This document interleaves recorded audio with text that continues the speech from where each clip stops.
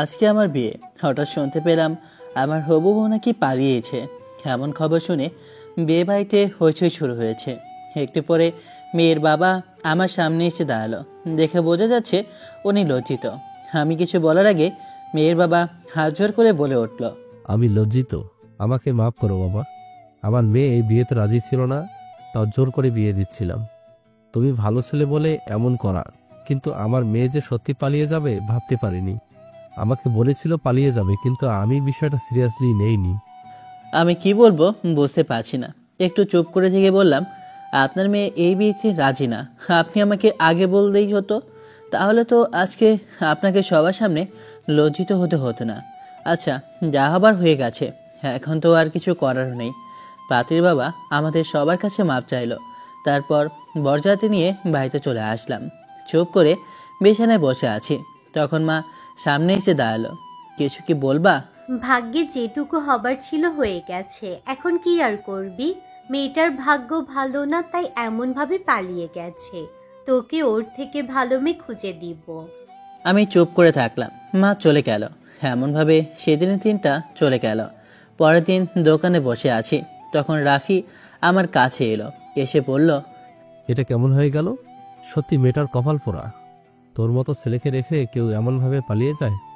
বাদ দে তো, যা হবার হয়ে গেছে। রাফির সাথে কথা বলতে লাগলাম। পড়াশোনা শেষ হয়েছে অনেক আগেই। ছোট একটা জব করছি, কিন্তু পাচ্ছি না। তবে চেষ্টা চালিয়ে যাচ্ছি। আগামীকাল একটা ইন্টারভিউ আছে, শহরে যাওয়া লাগবে। সরি সরি সরি, পরিচয় তো দেওয়া হয়নি। আমি আকাশ আহমেদ নীল। আগেই বললাম, পড়াশোনা শেষ করে একটা জব করছি। আমি, বাবা আর মা, এই হচ্ছে পরিবার। আর যার সাথে আমার বিয়ে হতে যাচ্ছিল তার নাম হলো ঋতু। আমাদের গ্রামের মোড়লের একমাত্র মেয়ে। দেখতে অনেক সুন্দর আর স্মার্ট। একটা ভালো জবও করে।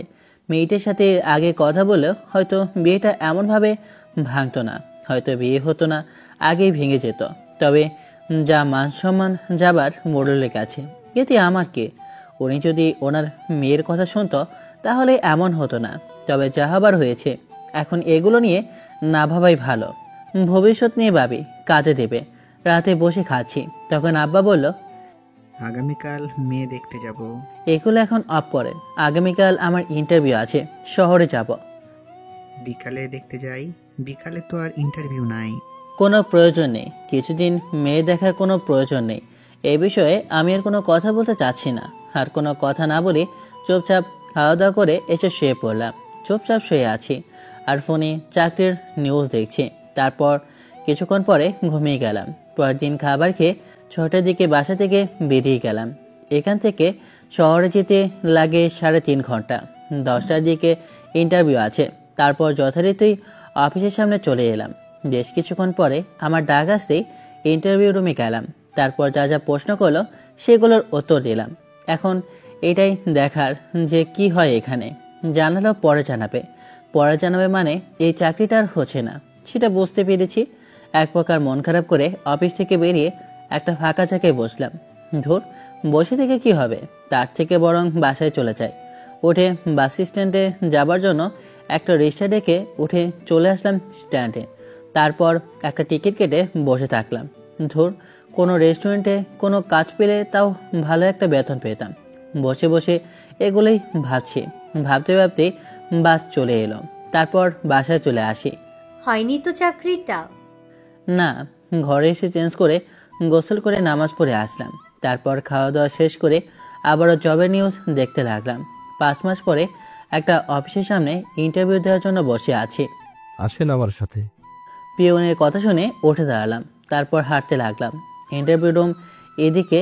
আপনি এদিকে কোথায় নিয়ে যাচ্ছেন? চাকরি নিতে চাইলে আপনি আমার সাথে আসেন।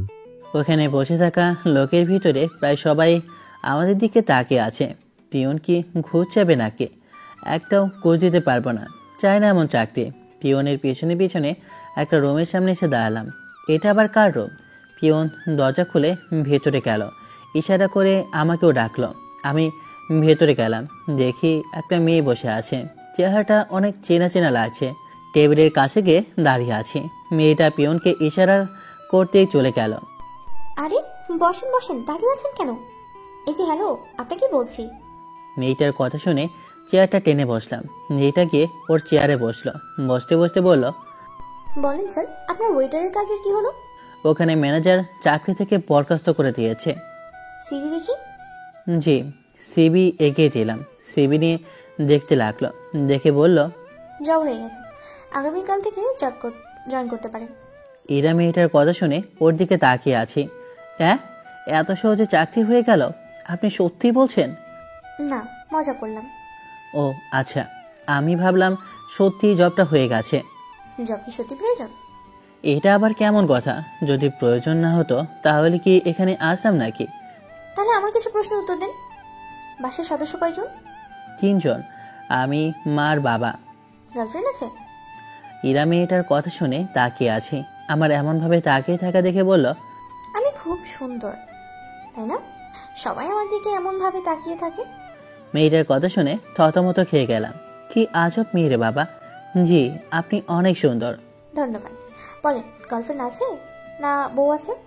গার্লফ্রেন্ড নাই, তবে বিয়ে হতে গিয়েও হয়নি। বিয়ের দিন বউ পালিয়ে গেছে। আমার কথা শুনে এরা মেয়েটা হাসিতে ফেটে পড়ল। এত হাসতে পারে? আমি নির্বোধের মতো তাকিয়ে আছি। এরা হাসতে হাসতে বলল, অন্য ছেলের সাথে ভেঙে গেছে, তাই না? জেনে শুধু পছন্দ করবে না? তাহলে তো আর এমন হতো না। অন্য ছেলের সাথে পালিয়ে যায়নি, আমাকে তার পছন্দ হয়নি তাই বিয়ের আসর থেকে পালিয়েছে। কেন পছন্দ হয়নি? দেখতে তো অনেক সুন্দরী আছে।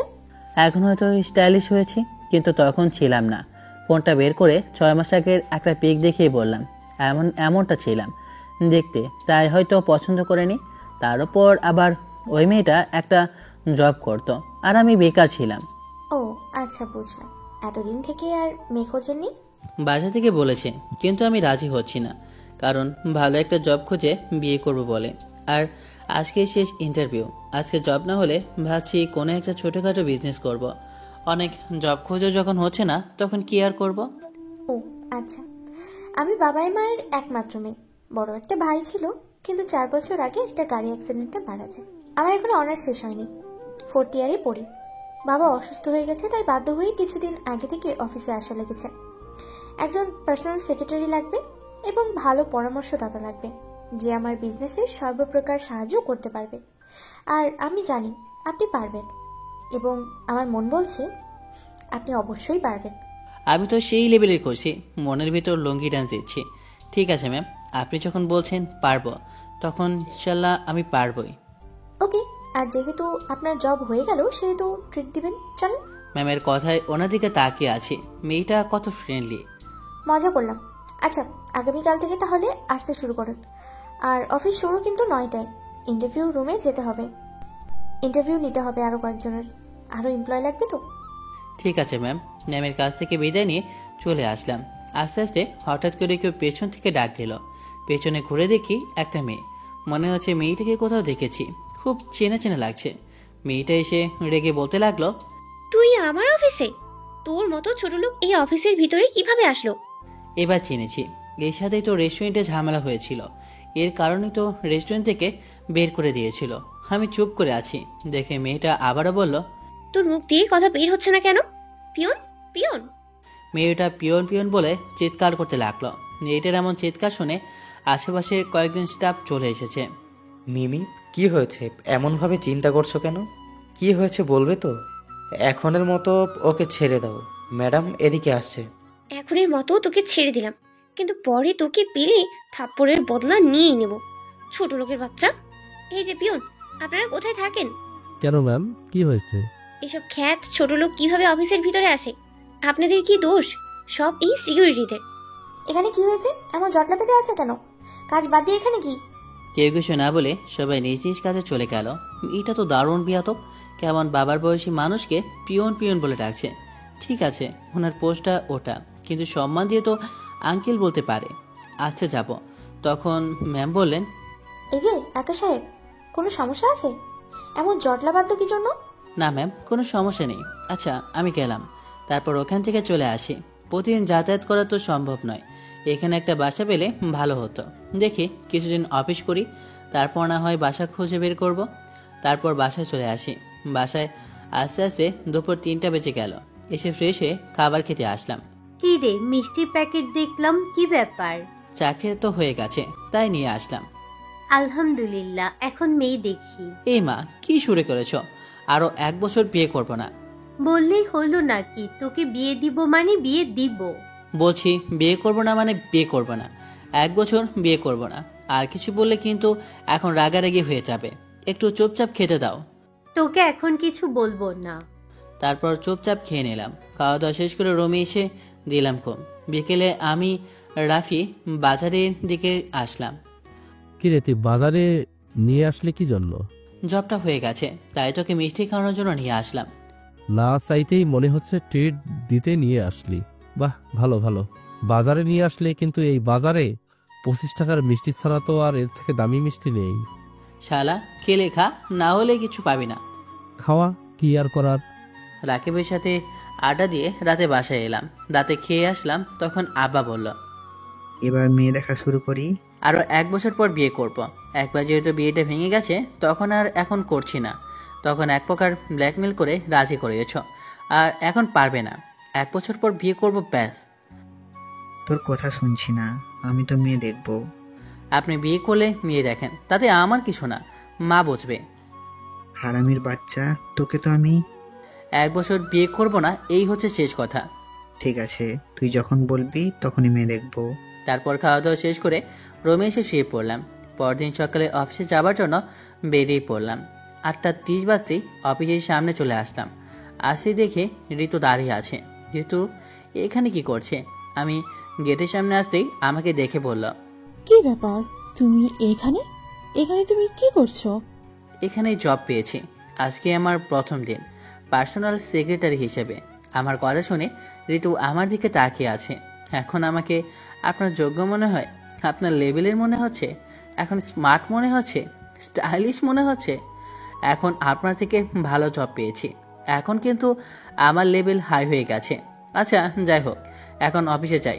ঋতুকে কিছু বলতে না দিয়ে অফিসের ভিতরে চলে আসলাম। আসতেই মিমির সাথে দেখা। তুই আবারও এখানে? আকাশ সাহেব ম্যামের পার্সোনাল অ্যাসিস্ট্যান্ট, সম্মান দিয়ে কথা বলেন। আর আকাশ সাহেব, এই নিন আপনার কার্ড। মিমি অবাক হয়ে আমার দিকে তাকিয়ে আছে। আমি কার্ড নিয়ে মুচকি হাসি দিয়ে ওখান থেকে চলে আসলাম। মিমি অবাক হয়ে শুধু তাকিয়ে আছে। আঙ্কেল, ম্যাডাম কি এসেছে? না স্যার, এখনো ম্যাডাম আসেনি। আর এই যে পাশের ডেস্কটা আপনার। আঙ্কেল, স্যার বা সাহেব বলার প্রয়োজন নেই, অনেক কিছু বলতে পারেন। ওখান থেকে ডেস্কে চলে আসলাম। এসে টেবিলের উপর রাখা ফাইলগুলো দেখতে শুরু করি। কিছুক্ষণ পরে পিয়ন এসে বলল, ম্যাম নাকি ডেকেছে। তাই উঠে ম্যামের কেবিনে এলাম। আসসালামু আলাইকুম ম্যাম, আসতে পারি? জি আসেন। কেমন আছেন? আলহামদুলিল্লাহ ভালো। আপনি কেমন আছেন ম্যাম? এই তো ভালো। কার্ড পেয়েছেন? জি ম্যাম। ম্যামের দিকে তাকিয়ে দেখি আজকে নীল রঙের শাড়ি পরে আছে। একবার তাকিয়ে আবার চোখটা সরিয়ে বললাম, ম্যাম কিছু কি বলতেন? ম্যানেজারকে বলে দিচ্ছি কাজ বুঝিয়ে দিতে। মনে তো হচ্ছে কিছু বুঝতে পারছেন না। জি ম্যাম, বুঝিয়ে দিলে তো ভালোই হয়। আপনি আমার কেবিনে যান, আমি ম্যানেজারকে পাঠিয়ে দিচ্ছি। জি ম্যাম। ম্যামের কেবিন থেকে বেরিয়ে আমার কেবিনে এলাম। একটু পরে ম্যানেজার এসে কাজগুলো দেখিয়ে দিয়ে চলে গেল। দুপুরে এখন টিফিন পিরিয়ড, কিছু তো খাওয়া লাগবে। যাই হালকা কিছু খেয়ে আসি। কেবিন থেকে বের হতেই দেখি ম্যাম যাচ্ছে। আমি পিছু পিছু যেতে লাগলাম। নিচে চলে আসি আর ম্যাম গাড়ি নিয়ে চলে গেল। কোথায় গেল ওপরালায় জানে। বাইরে একটা দোকান থেকে কলার রুটি খেয়ে অফিসে চলে আসলাম। বিকেলে অফিস থেকে বের হবার সময় মিমি বলল, এই যে আকাশ সাহেব, দাঁড়ান। মেইলি কন্ডিশনে পেছনে ঘুরে দেখি মিমি। জি, কিছু কি বলবেন? আপনার সাথে দুর্ব্যবহার করার জন্য সরি। It's okay. আপনি আপনার বুঝতে পেরেছেন, এটাই অনেক। আচ্ছা, আমি এখন যাই, অনেক দূর যাওয়া লাগবে। ওকে, বাই। আর কোনো কথা না বলে চলে আসি। তাতে খাচ্ছি, তখন আব্বা বলল, মোড়ল আবারও বলছিল তার মেয়ের সাথে তোর বিয়ের কথা। বারণ করে দেন। নিশ্চয়ই এবার ওনার মেয়ে বলেছে ভালো একটা চাকরি পেয়েছি যে, এখন তো বলবেই। ওই রকম লোভী মেয়েকে আমার বউ বানাতে চায় না। এটা ঠিক বলেছিস, আমিও চাই না ওই রকম লোভী অহংকারী মেয়ে আমার ছেলের বউ হোক। খাবার খাওয়া শেষ করে রুমে এসে শুয়ে পড়লাম। পরদিন অফিসে ঢুকতেই ঋতুর সাথে দেখা। আমার কাছে এসে বলল, কেমন আছো? এই তো ভালো, আপনি? ভালো। আপনি করে বলছো কেন? আমরা তো সেম এজের। আচ্ছা, সে যাই হোক, প্রতিদিন কি বাসা থেকে আসা যাওয়া করছো? জি, এখনও বাসা খোঁজা হয়নি, বাসা খুঁজতে হবে। আমি যে ফ্ল্যাটে থাকি ওখানে একটা বাসা খালি আছে, চাইলে তুমি ওখানে থাকতে পারো। আর প্রতিদিন যাওয়া আসা করলে তো অনেক খরচ হবে। তা হচ্ছে, কিন্তু কয়েকদিন পরে বাসা খুঁজব। এখন আপাতত থাক। দেখলাম ম্যাম এসেছে, তাই সালাম দিলাম। আসসালামু আলাইকুম ম্যাম। আসসালামু আলাইকুম ম্যাম, কেমন আছেন? আলহামদুলিল্লাহ ভালো ম্যাম। জি ম্যাম, চলেন। ম্যামের পেছনে পেছনে গাড়ির কাছে গেলাম। যখন সামনে ড্রাইভারের সাথে বসে যাব, তখন ম্যাম বললেন, পিছনে এসে বসেন, আপনার সাথে কথা আছে। জি ম্যাম। ম্যামের কথা শুনে পেছনে গিয়ে বসলাম। ড্রাইভার গাড়ি চালাতে লাগলো। ম্যাম ফোনে মনোযোগ দিয়ে কিছু একটা দেখছে, তাই আমি চুপ করে বসে থাকলাম। বেশ কিছুক্ষণ হয়ে গেল, কিন্তু ম্যাম ফোনের দিকে তাকিয়ে তো আছে, তাই আমি বাইরের দিকে দেখতে লাগলাম। একটু পরে ইউনিভার্সিটির সামনে এসে গাড়ি থামলো। ম্যাম গাড়ি থেকে নেমে বলল, একটু অপেক্ষা করেন, আমি আসছি। জি ম্যাম। ম্যাম চলে গেল। আমি ড্রাইভারের সাথে কথা বলতে শুরু করলাম। বেশ অনেকক্ষণ পরে ম্যামকে দেখতে পেলাম। দেখে কিছু ছেলে ম্যামের পিছু নিয়েছে। মনে হচ্ছে এই ভার্সিটিরই হবে। ম্যামের ফেস দেখে বোঝা যাচ্ছে বিরক্ত ফিল করছে। এই যে সুন্দরী, এতদিন থেকে ভার্সিটিতে আসোনি কেন? তোমাকে কত মিস করেছিলাম জানো? আরে দাঁড়াও না, একটু কথা বলি। আমি গাড়ি থেকে নেমে ম্যামের সামনে গিয়ে বললাম, ম্যাম কোনো সমস্যা? এই তুই আবার কে? তোকে দেখে তো মনে হচ্ছে না তুই আমাদের ভার্সিটির। আমি যেখানেই হই না কেন, তাতে আপনার কোনো সমস্যা? সমস্যা মানে অনেক সমস্যা। আমার সুন্দরীর সাথে কথা বলছি আর তুই এসে বাম হাত দিচ্ছিস। এসব বকারদের সাথে ঝামেলা করলে ঝামেলা করা হবে। ম্যাম চলুন। চলুন। সুন্দরী আমার পক্ষ থেকে মা, কতদিন থেকে তোমাকে দেইনি। বেয়াদব ছেলে কোথাকার। এগুলো পড়তে আসে নাকি কি করতে আসে ওরাই জানে। ঠাস, কুত্তার বাচ্চা, তোর তো সাহস কম না আমাকে মারিস। তোকে আজকে কি করব নিজেও জানি না। এই মার কুত্তার বাচ্চাকে। দিলাম একটা থাপ্পড়, আর একটা থাপ্পড়কে মাটিতে পড়ে গেছে, আর দুজনকে ঘুষিয়ে দিলাম। নেক্সট টাইম আবার এমন করতে দেখলে হাসপাতালে পাঠিয়ে ছাড়বো। বেয়াদবের দল। ম্যাম চলেন। তারপর গাড়িতে চলে আসলাম। ম্যাম তখন থেকে কেমন করে যেন একবার করে তাকাচ্ছে। ম্যাম কোনো সমস্যা? মনে হচ্ছে আপনি অনেক নার্ভাস হয়ে আছেন। সামনে পরীক্ষা, এখন ভাবছি কি করব। অফিসের কাজে মন দিলে পড়াশোনা হবে না, আর পড়াশোনা করতে গেলে অফিসের কাজ হবে না, সেটা নিয়ে একটু টেনশনে আছি। পড়াশোনা করেন। পড়াশোনা করতে পারলে আপনারই লাভের লাভ হবে, অনেক ক্ষেত্রে কাজে আসবে। এই কিছুদিন অফিসে সময় কম দেন, কিন্তু পড়াশোনাটা শেষ করেন, না হলে অনার্সটা কমপ্লিট করেন। যখন বলছেন তখন না হয় করা যাবে। স্যার মানে আপনার বাবা কি সুস্থ হননি? হালকা কিছুটা সুস্থ হয়েছে। স্যার সুস্থ হয়ে গেলে আপনি ভার্সিটিতে আসা শুরু করেন। ওকে ঠিক আছে, কিন্তু আপনি যে ছেলেগুলোকে পারলেন সে কি ঠিক হলো? পরে আপনাকে পেলে ওরা কি করবে ঠিক নেই। ওরা তো আবার অনেক খারাপ। আর আপনাকে পাবে কোথায়? আপনি তো আর এই ভার্সিটিতে পড়েন না। আচ্ছা, আপনার হাতে এত শক্তি কিভাবে এলো? মনে তো হয় না আপনি জিম করেন। আরে কৃষকের ছেলে আমি, সব কৃষিকাজ করার ফল, তাই হাত এক প্রকার লোহার মতো শক্ত হয়ে গেছে। আচ্ছা সে যাই হোক, কোথায় যেন যাবেন, সেখানে চলেন। ড্রাইভার, নতুন যে ফ্যাক্টরির কাজ হচ্ছে সেখানে চলেন। তারপর ঘন্টাখানেক পরে একটা জায়গায় এলাম। অনেক বড় একটা জায়গায় দেখি অনেক বড় বড় সব মেশিন। কিছুক্ষণ ওখান থেকে অফিসে চলে আসি। লাঞ্চের সময় অফিস থেকে বের হয়ে নিচে আসতেই মিমির সাথে দেখা। পাশ কাটিয়ে দোকানের দিকে যেতেই মিমি বলল, এদিকে কোথায় যাবেন? রেস্টুরেন্ট তো এইদিকে। দোকানে যাব। দোকানে কেন? এমনিতে। চলেন রেস্টুরেন্টে যাই। না আপনি যান, আর দোকানে আমার একটু কাজ আছে। মিমি চলে গেল। আমি দোকানে এসে আবার কলা রুটি খেয়ে অফিসে এসে রেস্ট নিতে থাকি। ওইদিকে আব্বু, আমি পরীক্ষাটা দিয়ে নিই, কয়েক মাস পরেই পরীক্ষা। তুমি তো এখনো অনেকটা সুস্থ হয়ে গেছো। ঠিক আছে, আর কয়েকদিন পর থেকে না হলে অফিসে যাওয়া শুরু করব। আর নতুন অ্যাসিস্ট্যান্ট কেমন? পুরনোটাকে তো নিলি না। ভালো, নতুন তো তাই একটু বুঝতে সময় লাগছে। ভালো হলেই ভালো। যেদিন অফিসে যাব সেদিন মিট করব। তোমার কোনো সমস্যা হচ্ছে নাকি? না, তেমন সমস্যা নেই। তবে আজকে ভার্সিটিতে গিয়েছিলাম, তখন ভার্সিটির কয়েকজন বখাটে জ্বালাতন করছিল। নতুন অ্যাসিস্ট্যান্টের সাথে ছিল, তখন উনি ওদের মেরেছে। আচ্ছা, আমি বিষয়টি দেখতেছি। আমার তো বয়স হয়েছে, তাই ভাবছি তোর বিয়েটা দিয়ে দিই। আমার বন্ধুর ছেলে পড়াশোনা শেষ করে দেশে আসছে। আমাকে কোনো বিয়ের প্রেশার দেবা না। আর আমার যখন ইচ্ছে তখন বিয়ে করব।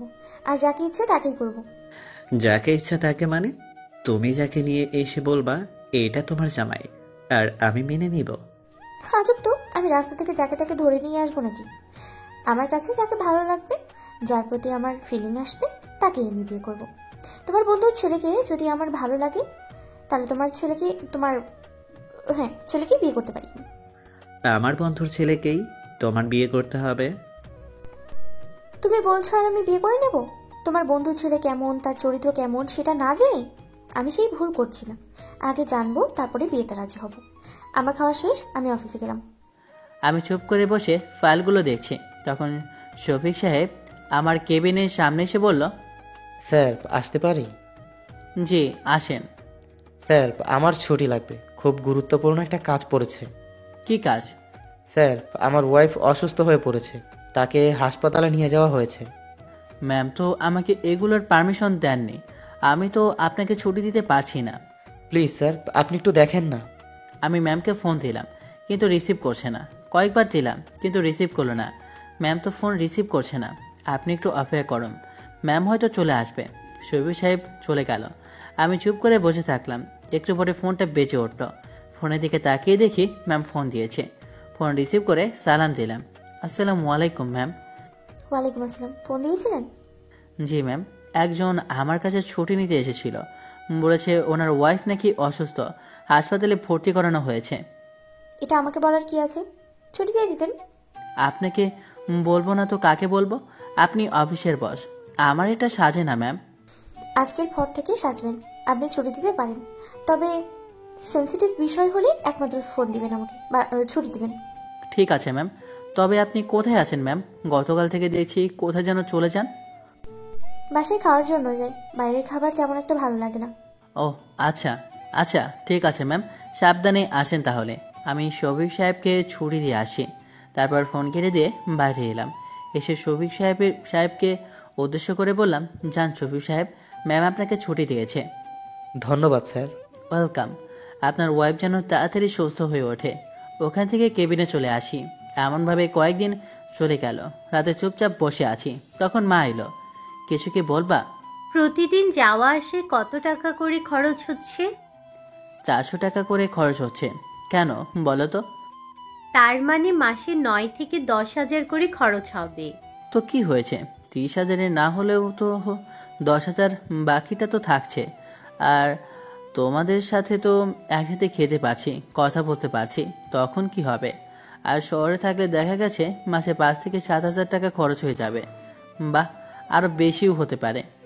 তুই যেটা ভালো মনে করিস। আর আগামীকাল বাসে থাকবো না, তোর মামার বাড়ি যাব। যাও, সমস্যা কোথায়? মা চলে গেল। আমি চুপ করে ফোন চাপতে থাকি। পরের দিন অফিসে। কি ব্যাপার, আপনি তো দেখি পাত্তাই দিচ্ছেন না। আপনার তো দেখাই পাওয়া যাচ্ছে না। না তেমন না, আসলে কাজের চাপে বের হওয়া হয় না। আর ম্যামের সাথে এখানে ওখানে যেতে হয়, তাই তেমন কথা হয় না। আরে না, এখন ভাব বেড়েছে এখন। ঋতুর কথা শুনে ওর দিকে তাকালাম। কিছু বলতে গিয়েও বললাম না। আচ্ছা এবার যাই, কাজ আছে অনেক। আচ্ছা, বিকেলে কি তুমি ফ্রি আছো? ফ্রি নাই, বাসায় যাওয়া লাগবে। আজকে না হয় যেতে দেরি হলো, তাতে সমস্যা কোথায়? Sorry miss. আচ্ছা আমি গেলাম। আগামীকাল তো শুক্রবার, ভাবছি আজকে বাসায় যাব।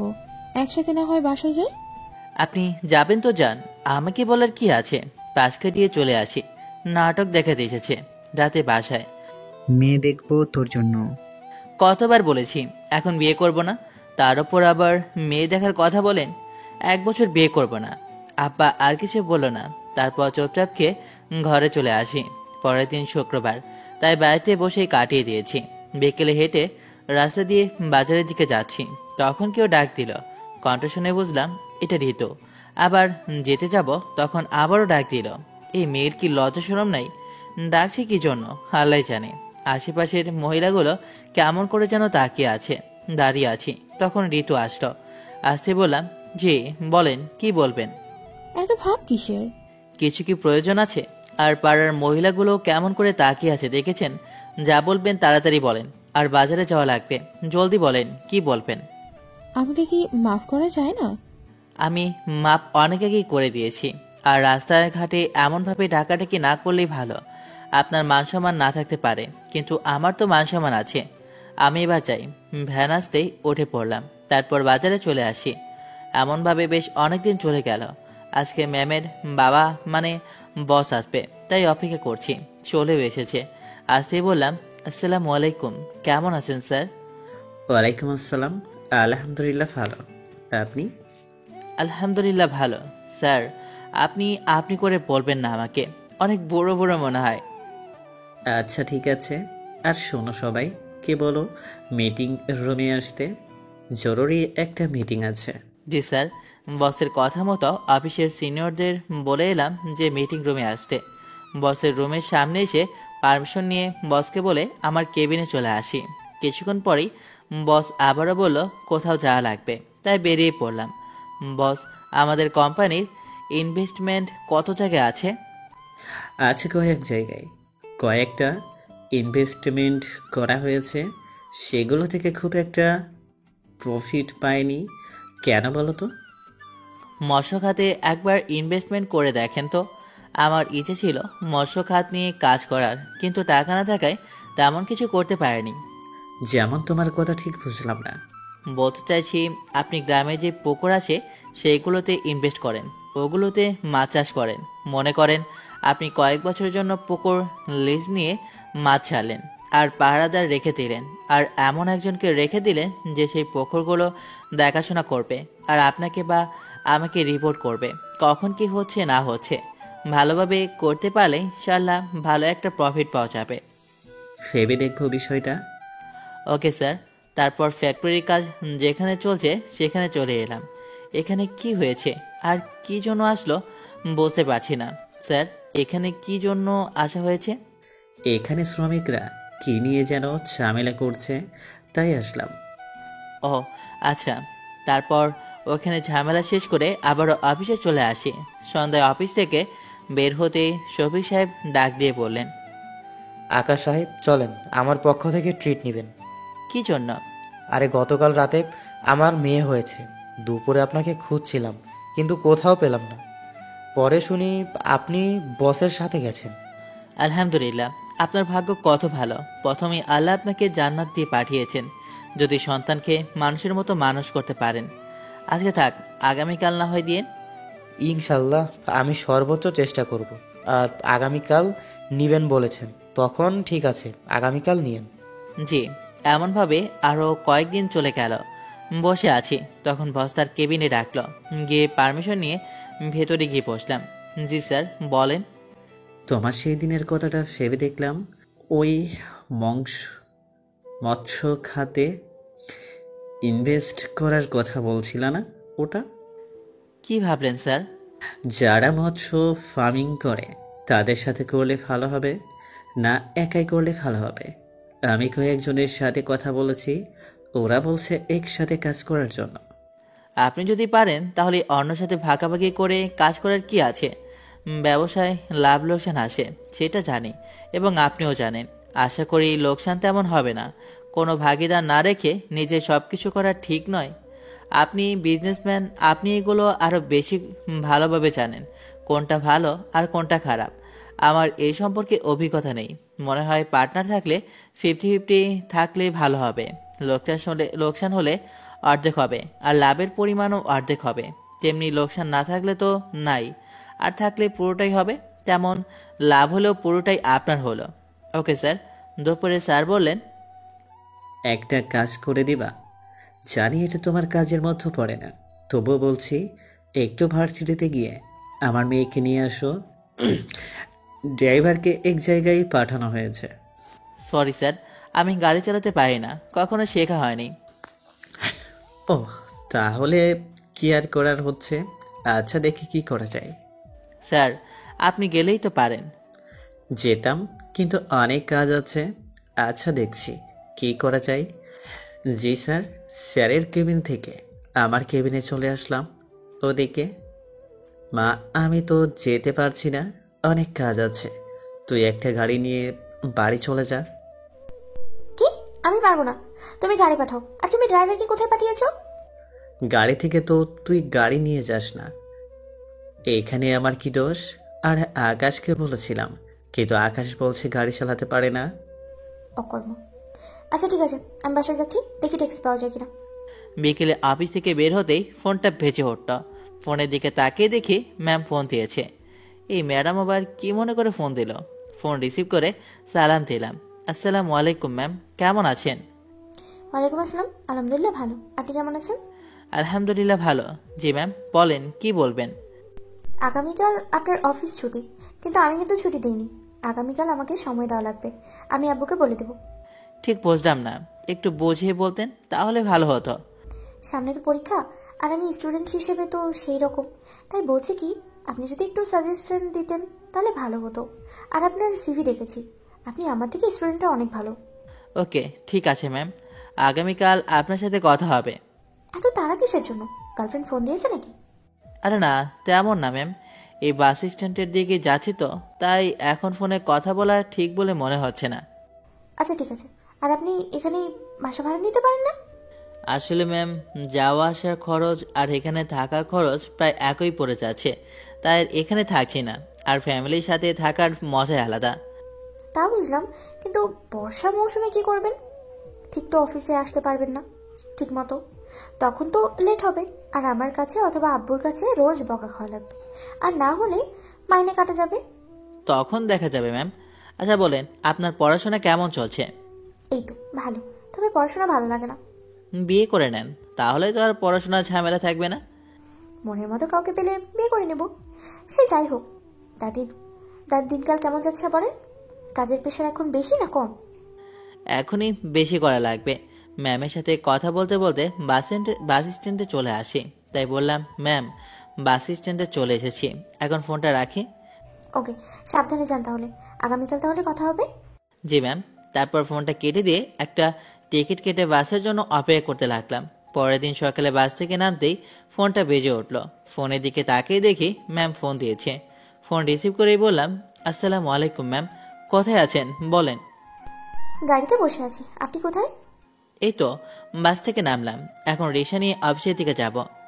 আপনি ওখানেই থাকেন, আমি গাড়ি নিয়ে আপনাকে রিসিভ করছি। Okay ma'am. ফোনটা কেটে অপেক্ষা করতে লাগলাম। একটু পরে একটা প্রাইভেট কার থামলো, যেই সেই কার না, একেবারে ল্যাম্বরগিনি। এটা কি ম্যাম? কে জানে, হয়তো। গাড়ির দিকে তাকিয়ে দেখি ম্যাম নামছে। আমি তো ম্যামকে দেখে ছোটোখাটো ক্রাশ খেলাম, কিন্তু থাক, এগুলো হজম করতে পারবো না, এগুলো দেখাই হবে। ম্যাম ইশারা করে আবারও গাড়িতে গিয়ে বসলেন। আমিও পেছনে বসে গেলে ম্যাম বললেন, আমাকে আপনার ড্রাইভার মনে হচ্ছে, সামনে এসে বসেন। জি ম্যাম। সামনে গিয়ে বসলাম। তারপর ম্যাম গাড়ি ড্রাইভ করতে থাকে। বেশ কিছুক্ষণ পরে একটা জায়গায় এসে গাড়ি থামলো। ম্যাম গাড়ি থেকে নেমে গেল, আমিও নেমে গেলাম একটা লেকের পাড়ে। সাথে সাথে গেলাম, ম্যাম গিয়ে বসলেন। আমি একটু দূরত্ব বজায় রেখে বসলাম। ম্যাম এমনভাবে এখানে আসলেন, আপনার পরিচিত কেউ দেখলে তো বলবে প্রেম করছেন। আরে দূর, মানুষ জানে কথায় মানুষজনের কথায় কান দিয়ে লাভ আছে। আর আব্বু কি বলে কি করবে? আব্বু তো জানে আপনি আমার সাথে আছেন। আচ্ছা বলুন, কেমন আছেন? আলহামদুলিল্লাহ ভালো, আপনি কেমন আছেন? আলহামদুলিল্লাহ ভালো। কিছু খাবেন? না ম্যাম, কিছু খাবো না, আপনি বই বের করেন, আমি যেটুকু পারছি দেখিয়ে দিচ্ছি। ম্যাম ব্যাগ থেকে 2টা বই বের করে দিল। আমি হেসে বললাম, ম্যাম আপনি মনে হচ্ছে স্কুলের কোনো স্টুডেন্ট, তাদের বই দেখে দেওয়ার মতো আপনাকে দেখে দিচ্ছি হচ্ছে। মজা না করে বই দাগিয়ে দেন তো, আমি ছোট, দেখুন কত ইনোসেন্ট, কত বাচ্চা। নাক টিপলে এখনো আপনার নাক দিয়ে দুধ পড়ে তো। এত বড় হয়ে গেলেন কিন্তু এটা জানলেন না কি টিপলে কি পড়ে। আর এগিয়েও না, চেপে যাও চেপে যাও। তা গেলাম, আর কিছু বললাম না, বলে দেখা গেছে যে না থাক কিছু না। আপনি আবার কি বলতেন? এমনভাবে কথা বলতে বলতে বই দেখতে লাগলাম। 2 ঘন্টা ধরে বই দুটি দাগিয়ে দাগিয়ে দিয়ে বললাম, ইনশাল্লাহ এগুলো পড়তে পারলে আপনি কমন পেয়ে যাবেন। এতগুলো ধন্যবাদ। এই, তুই এখানে কি করছিস? তুই প্রেম করছিস? আমাদের একবারও জানালি না? এই, আমরা তোর ফ্রেন্ড, আমাদের একবারও বলার প্রয়োজন মনে করলি না? যা, তোর সাথে আজকে থেকে ফ্রেন্ডশিপ শেষ। এর জন্য গতকাল বললি আজকে আসতে পারবি না। আরে বাল, ভুল বুঝিস কিসের জন্য? এটা আকাশ, আমার পার্সোনাল সেক্রেটারি, যার কথা তোদের বলেছিলাম। তা সব কিছু ঠিক আছে, কিন্তু তুই এখানে কেন বুঝলাম না। এখানে তো সব কাপল, প্রেমিক প্রেমিকারা আসে, কিন্তু তুই এখানে কেন বলতো? ইচ্ছে হয়েছে তাই আসছি, কিন্তু তুই যেটা ভাবছিস সেটা না। আপু, আপনি যেটা ভাবছেন তেমন কিছু না। ম্যাম বলল বইটা দাগিয়ে নেবে, ছোট বাচ্চাদের মতো, তাই এমনভাবে বসে থাকা। আচ্ছা আপু, ম্যাম স্টুডেন্ট হিসেবে কেমন? আমাকে বলছে উনি নাকি স্টুডেন্ট হিসেবে ভালো না। স্টুডেন্ট হিসেবে ভালোই তো, কিন্তু পড়াশোনা ঠিক মতো করে না আমার মতো। তাহলে আপনার সাথে থেকেই ম্যাম এমন হয়ে গেছে, সঙ্গ দোষে লোহা বাসে। সব কিছু ঠিক আছে, কিন্তু আপনি একটু ভুল বললেন। আমার জন্য এরা নষ্ট হয়েছে এমন না, ওর জন্য আমি আর আমাদের বাকি বান্ধবীগুলো নষ্ট হয়েছে। এই যে ভালো চেহারা দেখছেন, কত ইনোসেন্ট দেখছেন, এমনটা মোটেও না। ওর থেকে একটু সাবধানে থাকবেন কেমন? কুত্তি, তোকে যে কি আমি করব নিজেও জানি না। দাঁড়া, তোর হচ্ছে। ম্যাম ওই মেয়েটাকে গিয়ে মারতে শুরু করলো। ওদের কাণ্ডে আমি হাসে থাকি, তবে মনে মনে। একটু পরে বলল, আচ্ছা, আপনার নাম তো জানা হলো না, আমরা কি পরিচিত হতে পারি? আমি বর্ষা, এবার অনার্স লাস্ট ইয়ারে। ইরার মানে আপনার ম্যামের বান্ধবী। আপনি? আমি আকাশ আহমেদ নীল, ম্যামদের অফিসের পার্সোনাল সেক্রেটারি। যা এবার, তোরা প্রেম করতে এসেছিস, গিয়ে প্রেম কর। আমি কি তোদের প্রেমে বাধা দিচ্ছি নাকি যে এমন ভাবে তাড়িয়ে দিচ্ছিস? দেখ, একদম ভালো হচ্ছে না। তুই কি যাবি না যাবি না? যাচ্ছি, ছুটিয়ে প্রেম কর। ভাইয়া কিন্তু দেখতে খারাপ না। বর্ষা মেয়েটা চলে গেল। যেতেই বললাম, ম্যাম বই তো দাগানো হয়ে গেছে, এখন চলেন যাই। চলে রেস্টুরেন্টে, 12টা বেজে গেছে। আপনি খাবার শেষ করে হয় অফিসে যান, না হয় বাসায় চলে যান। দেখা যাক কি করা যায়। তারপর আবার রেস্টুরেন্টে চলে আসি। খাবার খাওয়া শেষ হতেই ম্যাডাম বিল দিয়ে দেন। আপনাকে বাস স্ট্যান্ডে ড্রপ করে দিতে হবে? অফিসে ড্রপ করে দেন। চলেন তাহলে। তারপর ম্যামের সাথে অফিসের সামনে চলে আসি। ম্যাম নামিয়ে দিয়ে চলে যায়। আমি অফিসে এসে বসের কেবিনের সামনে এসে পারমিশন নিয়ে ভেতরে এসে বললাম, আমি ভাবলাম তুমি বাসায় চলে যাবা, অফিসে আর আসবা না। ভাবলাম ঘুরে আসি, তারপর বাসায় চলে যাব। কেমন আছেন বলেন? এই তো ভালো। মৎস্য চাষ নিয়ে কি ভাবলে? আচ্ছা, তোমাদের দিকে পুকুর পাওয়া যাবে? যাবে স্যার। আচ্ছা ঠিক আছে, যত টাকা পয়সা লাগবে দেওয়া যাবে, বাকি সব কিছু তুমি দেখো। ওটা তোমার উপর দায়িত্ব থাকলো। আচ্ছা ঠিক আছে স্যার। মনে মনে বললাম, যাক, আব্বাকে এবার কাজে লাগানো যাবে। আব্বাকে সব দায়িত্ব দিয়ে দিতে হবে। স্যার, আমি এবার তাহলে যাই। আচ্ছা যাও, আর এইসব দায়িত্ব তোমার থাকলো। যখন সব কিছু হয়ে যাবে তখন আমাকে বলবা, আমি গিয়ে দেখে আসবো, আর বাকি কাজগুলো করা হবে। জি, আসসালামু আলাইকুম। তারপর ওখান থেকে বাসায় চলে আসি। তারপর রাতে আব্বাকে সব কিছু বলি এবং দায়িত্বটা দিয়ে দিই। বেশ অনেকদিন পর। আকাশ, ওই প্রজেক্টের খবর কি? কতটুকু কি হলো? মাছ ছাড়াও হয়েছে। আমি আপনাকে হিসাব দিচ্ছি কোন খাতে কতটা খরচ হয়েছে। বছর শেষে একবারে সব কিছুর হিসেব নিব। কিছু ফাইল তোমার টেবিলে যাবে, ওইগুলো দেখে আমার কাছে দিও। আচ্ছা ঠিক আছে স্যার। আমার কেবিনে চলে আসি। বেশ কিছুক্ষণ পরে কিছুক্ষণ ফাইল আমার টেবিলে আসে। আমি ফাইলগুলো দেখতে শুরু করি। আমি ফাইলগুলো যত দেখছি ততই আসমান থেকে যেন পড়ছি। এত ভুল কিভাবে হতে পারে? মজিদ সাহেব, এত ভুল কিভাবে? সব কিছু তো ঠিকই আছে, আপনি ভুল পাচ্ছেন কোথায়? এখানে তো 20 লাখ টাকা হবার কথা, সেখানে 20,000 হয়ে আছে কেন? আর এখানে 10 লাখ হবার কথা, সেখানে 1 কোটি কিভাবে হয়? এগুলো ঠিক করে নিয়ে আসেন। আকাশ সাহেব, এইগুলো সবকিছু ঠিক আছে, আপনি শুধু হ্যাঁ বলে দেন। আপনার কথা ঠিক বুঝলাম না। আমি হ্যাঁ বলে দিব মানে? আপনার কাছে 50% চলে যাবে। আপনি বেশি কিছু না ভেবে বসকে দিয়ে আসেন, বস সাইন করে দিবে। বসের আগের সেক্রেটারিও এমন পেয়ে থাকতো। এটা তো বেইমানি করা হচ্ছে।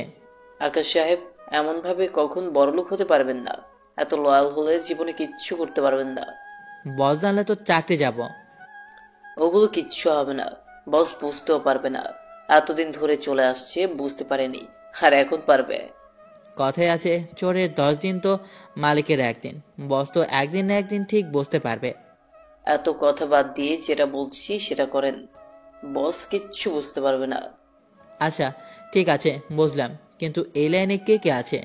মনে তো হচ্ছে না আপনার একার পক্ষে এত বড় সাহস আছে। নিশ্চয়ই ঊর্ধ্ব কেউ এগুলোর পেছনে আছে। আপনার না জানলেও চলবে। আপনি যান, আমি দেখে বসের কেবিনে ফাইলগুলো পাঠিয়ে দিয়েছি। আপনাকে ফাইল নিয়ে যাওয়া লাগবে না, আমি নিয়ে যাচ্ছি। আপনি আর ফাইলের কি দেখবেন, আপনি আপনার ভাগ পেলেই হলো। ফাইলগুলো নিয়ে আমি কিছু না বলে হাঁটতে হাঁটতে বললাম, এগুলো স্যারকে দেখাবো। আমি আপনাদের মতো বেইমানি করতে পারবো না। এর ফল কিন্তু ভয়াবহ হতে পারে। আর আপনি কি বলবেন, কোনো প্রমাণ আছে? আর বলবো যে স্যারকে ওগুলো ভুল হয়েছে স্যার। মনে মনে হাসি আমি বসের কেবিনে চলে আসলাম। স্যার ফাইলগুলোতে অনেক ভুলভ্রান্তি আছে, আর আপনার কিছু গুরুত্বপূর্ণ কথা বলার আছে এবং কিছু শোনানোরও আছে। ফোন বের করে বসকে দিয়ে বললাম, এগুলো শোনেন। বস মন দিয়ে শুনতে লাগলো।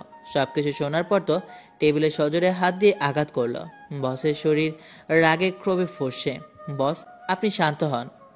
ওকে, তো আমি জেলে পাঠাবো? বস আপনি শান্ত হন।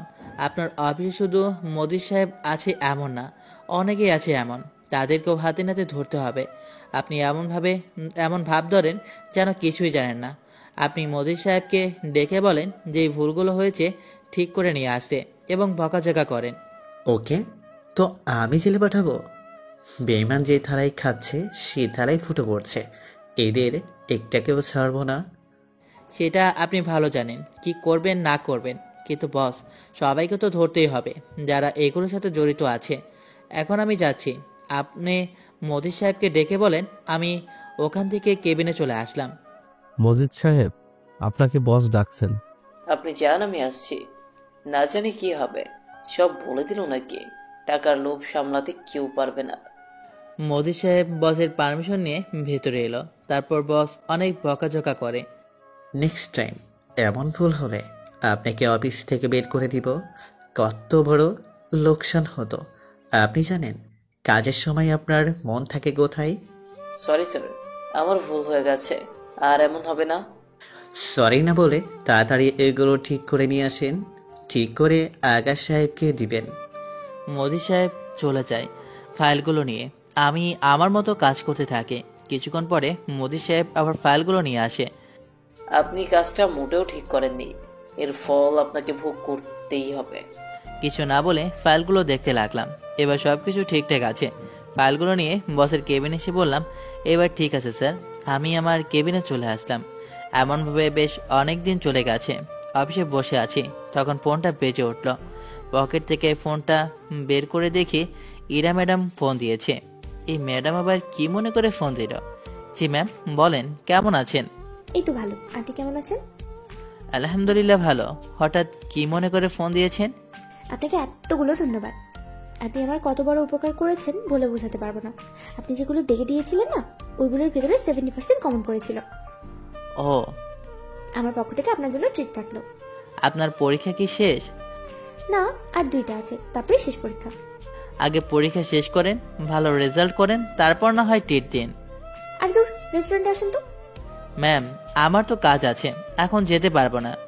আচ্ছা ঠিক আছে, আচ্ছা কাজ করেন তাহলে। জি ম্যাম। ম্যাম ফোনটা কেটে দিতেই আবার কাজে মন দিলাম। এমনভাবে আরও কয়েকদিন চলে গেল। লাঞ্চের সময় অফিস থেকে বের হতেই, আপনার তো কোনো খোঁজখবরই পাওয়া যাচ্ছে না, কি ব্যাপার বলুন তো? কাজের অনেক চাপ, বুঝতেই পারছেন। হঠাৎ করে একটা পুলিশের গাড়ি আসলো। হঠাৎ পুলিশ কি জন্য? কোনো কি সমস্যা হয়েছে? কি হলো, অফিসে পুলিশ কি জন্য? তা তো আমিও বুঝতে পারছি না। আমিও পুলিশের পেছনে পেছনে যেতে লাগলাম। পুলিশ গিয়ে মোদি সাহেবকে এবং ম্যানেজারকে আর আরও কয়েকজনকে গ্রেপ্তার করলো। স্যার মনে হচ্ছে সব কিছু জানতে পেরে গেছেন। আপনাকে তো ছাড়বো না আকাশ সাহেব, আপনার জন্যই এমন হয়েছে। আপনাদের পাপের ঘোড়া পূর্ণ হয়েছে তো, তাই এমন হয়েছে। এবার জেলের ভেতর গিয়ে আদর যত্ন খান। তোকে তো আমি দেখছেন ওসি সাহেব, ওর কত বড় সাহস। এদের নিয়ে এমন মায়ের দেন যেন সব কিছু বের করে। আর আমার যত টাকা এরা খেয়েছে সব তো এদের থেকে আদায় করে তবেই ছাড়ব। পুলিশ ওদেরকে নিয়ে চলে গেল। বসের কাছে গিয়ে বললাম, বস ওদের পিছনে কি গোয়েন্দা লাগিয়েছিলেন? তো আমি কি এদের ছেড়ে দিব? এদের ধরতে না পারলে এরা আর কত যে ক্ষতি করতো তার ঠিক নেই। অফিসের ভেতরে শুরু হয়েছে কানাকানি।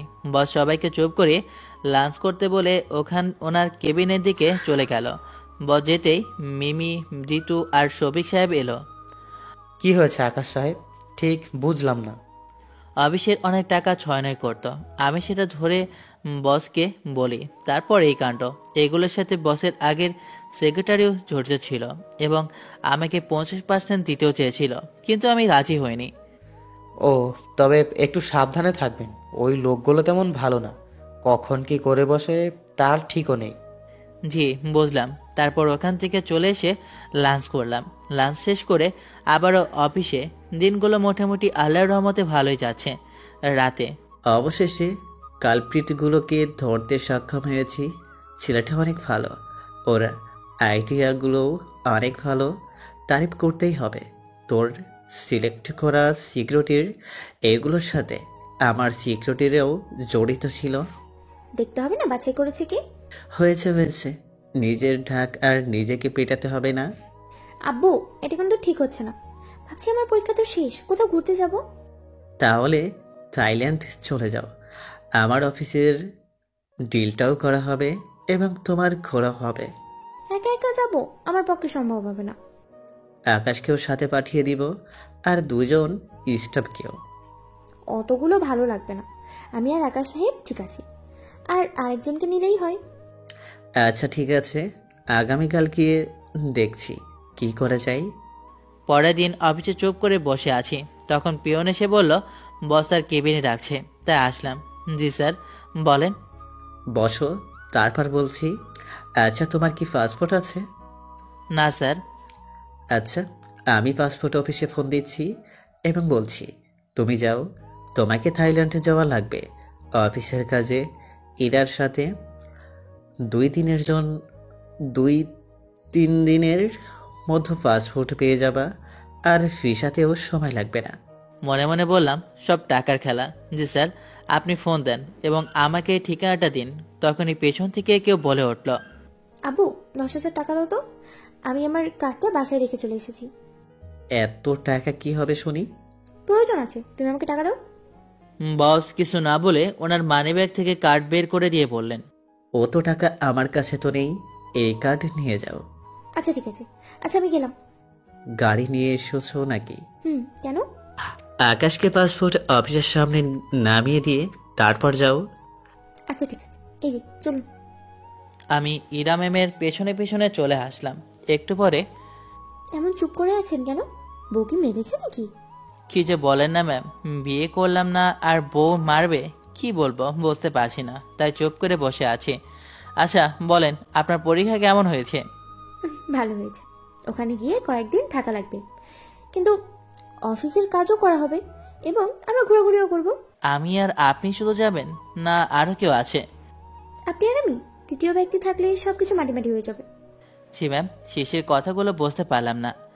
না তেমন কিছু না। আচ্ছা প্রেম করছেন না কেন? একেবারে বিয়ে করবো ইনশাল্লাহ। ওগুলোর মধ্যে না যাওয়াই ভালো। এই প্রেম ভালোবাসায় অনেকের চোখে সামনে ধ্বংস হতে দেখেছি। আমি আপনার ভবিষ্যৎবাণী করতে পারি। এটা হয়তো একটু বেশি বেশি বললেন। আল্লাহ ছাড়া কেউ বলতে পারবে না ভবিষ্যতে কার কি হবে। আর দূর, পুরো কথা তো বলতে দেবেন।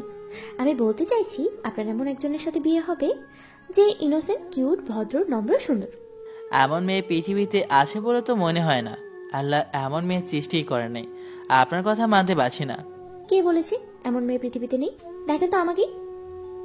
একটা সত্যি কথা বলবো, সত্যি বলতে আপনাকে গুন্ডি গুন্ডি লাগে। কি বললেন আপনি?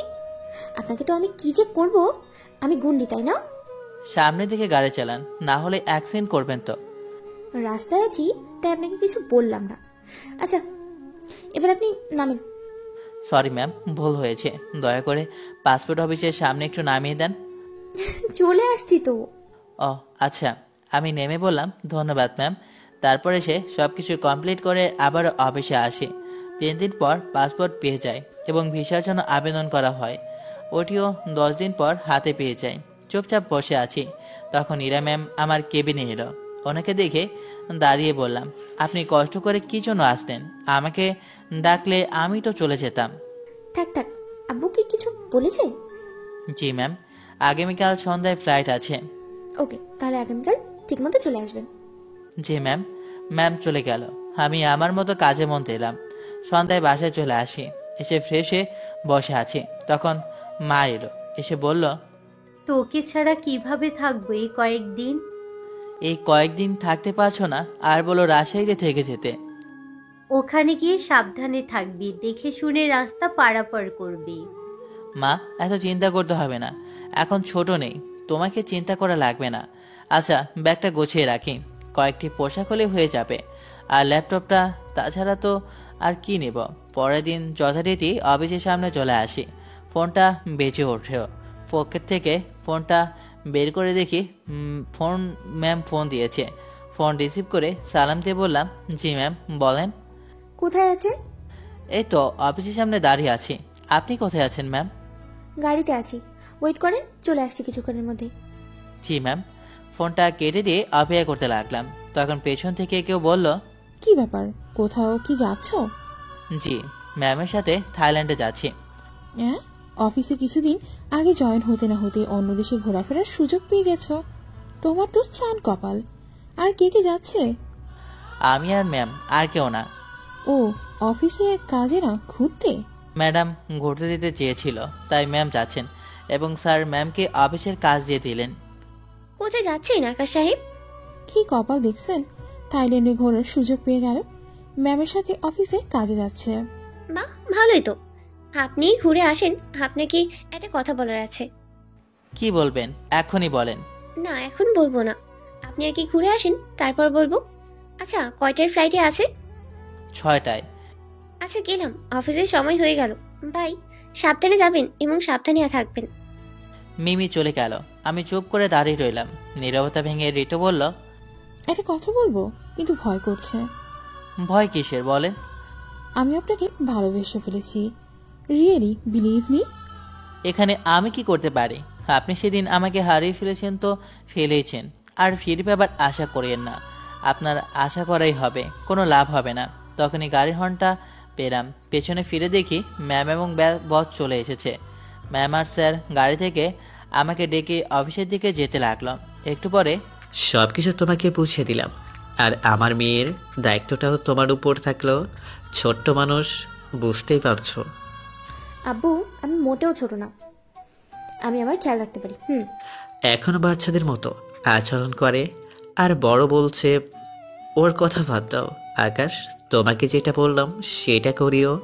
আর যদি উল্টাপাল্টা কিছু বলে তাহলে আমাকে ফোন দিও। আচ্ছা ঠিক আছে স্যার। আচ্ছা, এবার তোমার ঢাকার উদ্দেশ্য রওনা দাও। ঢাকা যেতে সময় তো লাগবে। জি। তারপর অফিস থেকে বেরিয়ে নিচে এসে গাড়িতে ড্রাইভারের সাথে সামনে বসে যাব, তখন ম্যাম বললেন, এই যে মিস্টার, সামনে কি জন্য যাওয়া হচ্ছে? পিছনে আমার সাথে বসেন। জি। তারপর পেছনে ম্যামের সাথে বসলাম। আমি আমার মতো ফোন টিপছি, আর ম্যাম তার মতো। 3 ঘন্টা পরে হঠাৎ করে কাঁধে তার ভার অনুভব করলাম। দেখি ম্যাম ঘুমিয়ে গেছে। শরীরের ভিতর কেমন একটা শিহরণ বয়ে গেল। আমি মাথা ধরে সিটে রেখে দিলাম। একটু পরে আবারও কাঁধে মাথা রাখলাম। আমি আবার মাথা ধরে রেখে দিয়েছি। এমনভাবে কয়েকবার করলাম। কি একটা সিচুয়েশনের ভিতরে পড়েছি। ড্রাইভারকে দেখলাম মুচকি মুচকি হাসছে। ধুর, কাঁধে মাথা রেখেই দিই। বারবার এদিকে হেলে পড়ছে। ইচ্ছে করে করছে না, সত্যি এমন করছে। ম্যামই ভালো জানেন। বেশ কিছুক্ষণ পরে দেখি ম্যাম উঠে গেছে। উঠেই বলতে লাগলো, sorry sorry sorry sorry sorry, আমি ঘুমিয়ে পড়েছিলাম, তো আপনার কাঁধে মাথা রেখে। সমস্যা নেই, সরিও বলতে হবে না। খেয়াল করলাম ম্যামের গালগুলো গোলাপি হয়ে গেছে, হয়তো লজ্জায়। আমি চুপচাপ হয়ে ফোন টিপতে লাগি।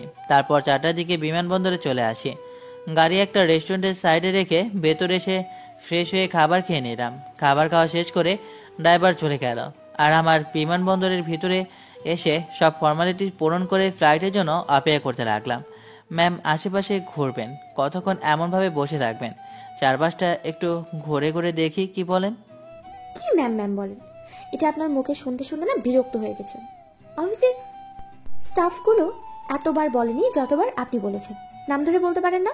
ভালোভাবে তো বলতে পারেন, এমন রেগে যাওয়ার কি আছে? ভয় পাননি? আপনাকে ভয় পাবো কি জন্যে? আপনাকে ভয় পাওয়ার কি আছে শুনি? আপনি বাঘ না ভাল্লুক যে ভয় পাবো? ভূতের মতো হলেও ভয় পেতাম, কিন্তু আপনি তো সুন্দরী। পরীর সাথে তুলনা করতাম, কিন্তু তারা কত সুন্দর তা জানি না, তাই তুলনা করলাম না। তাও জান করলাম, আপনিও তো পরী। তাই নাকি? আমার তো লজ্জা করেছে। আচ্ছা, এবার চলুন ঘুরে দেখি। তারপর ম্যামের সাথে আশপাশটা ঘুরে ঘুরে দেখতে লাগলাম। তারপর সময় হতে গিয়ে ফ্লাইটে বসলাম। তারপর 3 ঘন্টা পরে থাইল্যান্ডের আন্তর্জাতিক বিমানবন্দরে ডনমুয়াং এসে পৌঁছালাম। তারপর ওখানে সব কিছু শেষে একটা গাড়ি নিয়ে হোটেলে চলে আসি। আগে থেকে রুম বুকিং করা ছিল, তাই তেমন সমস্যা হলো না। এসে ফ্রেশ হয়ে নিলাম। তারপর রুমে এসে চুপ করে বসে থাকলাম। একটু পরে দরজায় টোকা পড়লো। উঠে গিয়ে দরজাটা খুলে দেখি ম্যাম। খাবার খাবেন না? খাবার কখন খাবেন? আপনার ফ্রেশ হওয়া হয়েছে? হয়েছে। এবার চলুন খাবার খাবেন। জি। তারপর ম্যামের সাথে রেস্টুরেন্টে এসে খাবার খাওয়া শেষ করতে ম্যাম বললেন, চলুন একটু আশপাশ থেকে ঘুরে আসি। কত সুন্দর, তারাগুলো ঝলমল করছে, দেখতে কত ভালো লাগছে। একটা বয়ফ্রেন্ড থাকলে এই রাতে হাতে হাত রেখে হাঁটতে ভালো লাগতো। আজকের মতো আপনি আমার বয়ফ্রেন্ড হয়ে যান। কি বলছেন ম্যাম? মাথা ঠিক আছে আপনার? আরে না, মস্করা করলাম। আচ্ছা চলেন না ঘুরে আসি। না ম্যাম, এখন ঘোরাঘুরি করে ঠিক হবে না। আগামীকাল ডিল আছে, ওইটা করতে হবে। আর আজকে অনেক জার্নি করা হয়েছে, এখন গিয়ে রেস্ট নিন। আগামীকাল কাজ মিটে গেলে ইচ্ছে মতো ঘোরাঘুরি করেন। আচ্ছা ঠিক আছে। আচ্ছা আপনার কেমন মেয়ে পছন্দ? ধার্মিক মেয়ে পছন্দ, দেখতে আহামরি সুন্দর হবে এমন না। আর সিনিয়র মেয়ে হলে ভালো হয়, সিনিয়রদের অনেক পছন্দ। আহারে, সিনিয়র মেয়ে পছন্দ? কেন, জুনিয়রগুলো কি করেছেন শুনি? জুনিয়রগুলো কিছু করেনি। আচ্ছা সিনিয়রগুলো পছন্দ কেন? সিনিয়রগুলো হট, ওদের সব বড়। না মানে মনের কথা বলেছি, অন্য কিছু আবার মনে করিয়েন না। আর জানি আপনারা আর্টার লিজেন্ড, আপনারা ঠিক বুঝে গেছেন। প্রয়োজনে হাত খরচ পাওয়া যায়, না চাইতেও অনেক কিছু পাওয়া যায়, তাই পছন্দ একটু বেশি। দেখি ম্যাম এক দৃষ্টিতে তাকিয়ে আছে। এই যে ম্যাম, আপনার আবার কি হলো? না না, তেমন কিছু না। আপনার কথা শুনে ভাবনা জগতে চলে গিয়েছে আমি আর কি। এই কথা, এইসব কথা বলতে বলতে হোটেলে এসে শুয়ে পড়ি।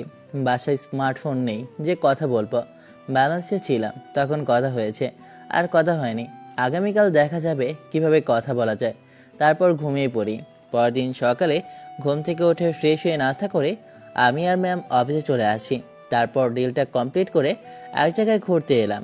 জায়গাগুলো ঘোরার মতো। রাতে হাঁটতে বের হয়েছি। ম্যাম এত ভকভক করতে পারে জানাই ছিল না। এত কথা কিভাবে বলে? হঠাৎ ভকভক করতে করতে ম্যাম চুপ হয়ে গেছে। পেছন ফিরে দেখি ম্যাম নেই। ম্যাম, ম্যাম কোথায় আপনি? দেখেন, মজা করবেন না। ম্যাম কোথায় আপনি? কোনো সারা শব্দ নেই। খুঁজতে লাগলাম, অনেক খোঁজাখুঁজি করেও কোথাও পাচ্ছি না। আমি অস্থির হয়ে গেছি। হঠাৎ কি হলো? বসকে কি বলবো? ভয়ে অবস্থা খারাপ আমার।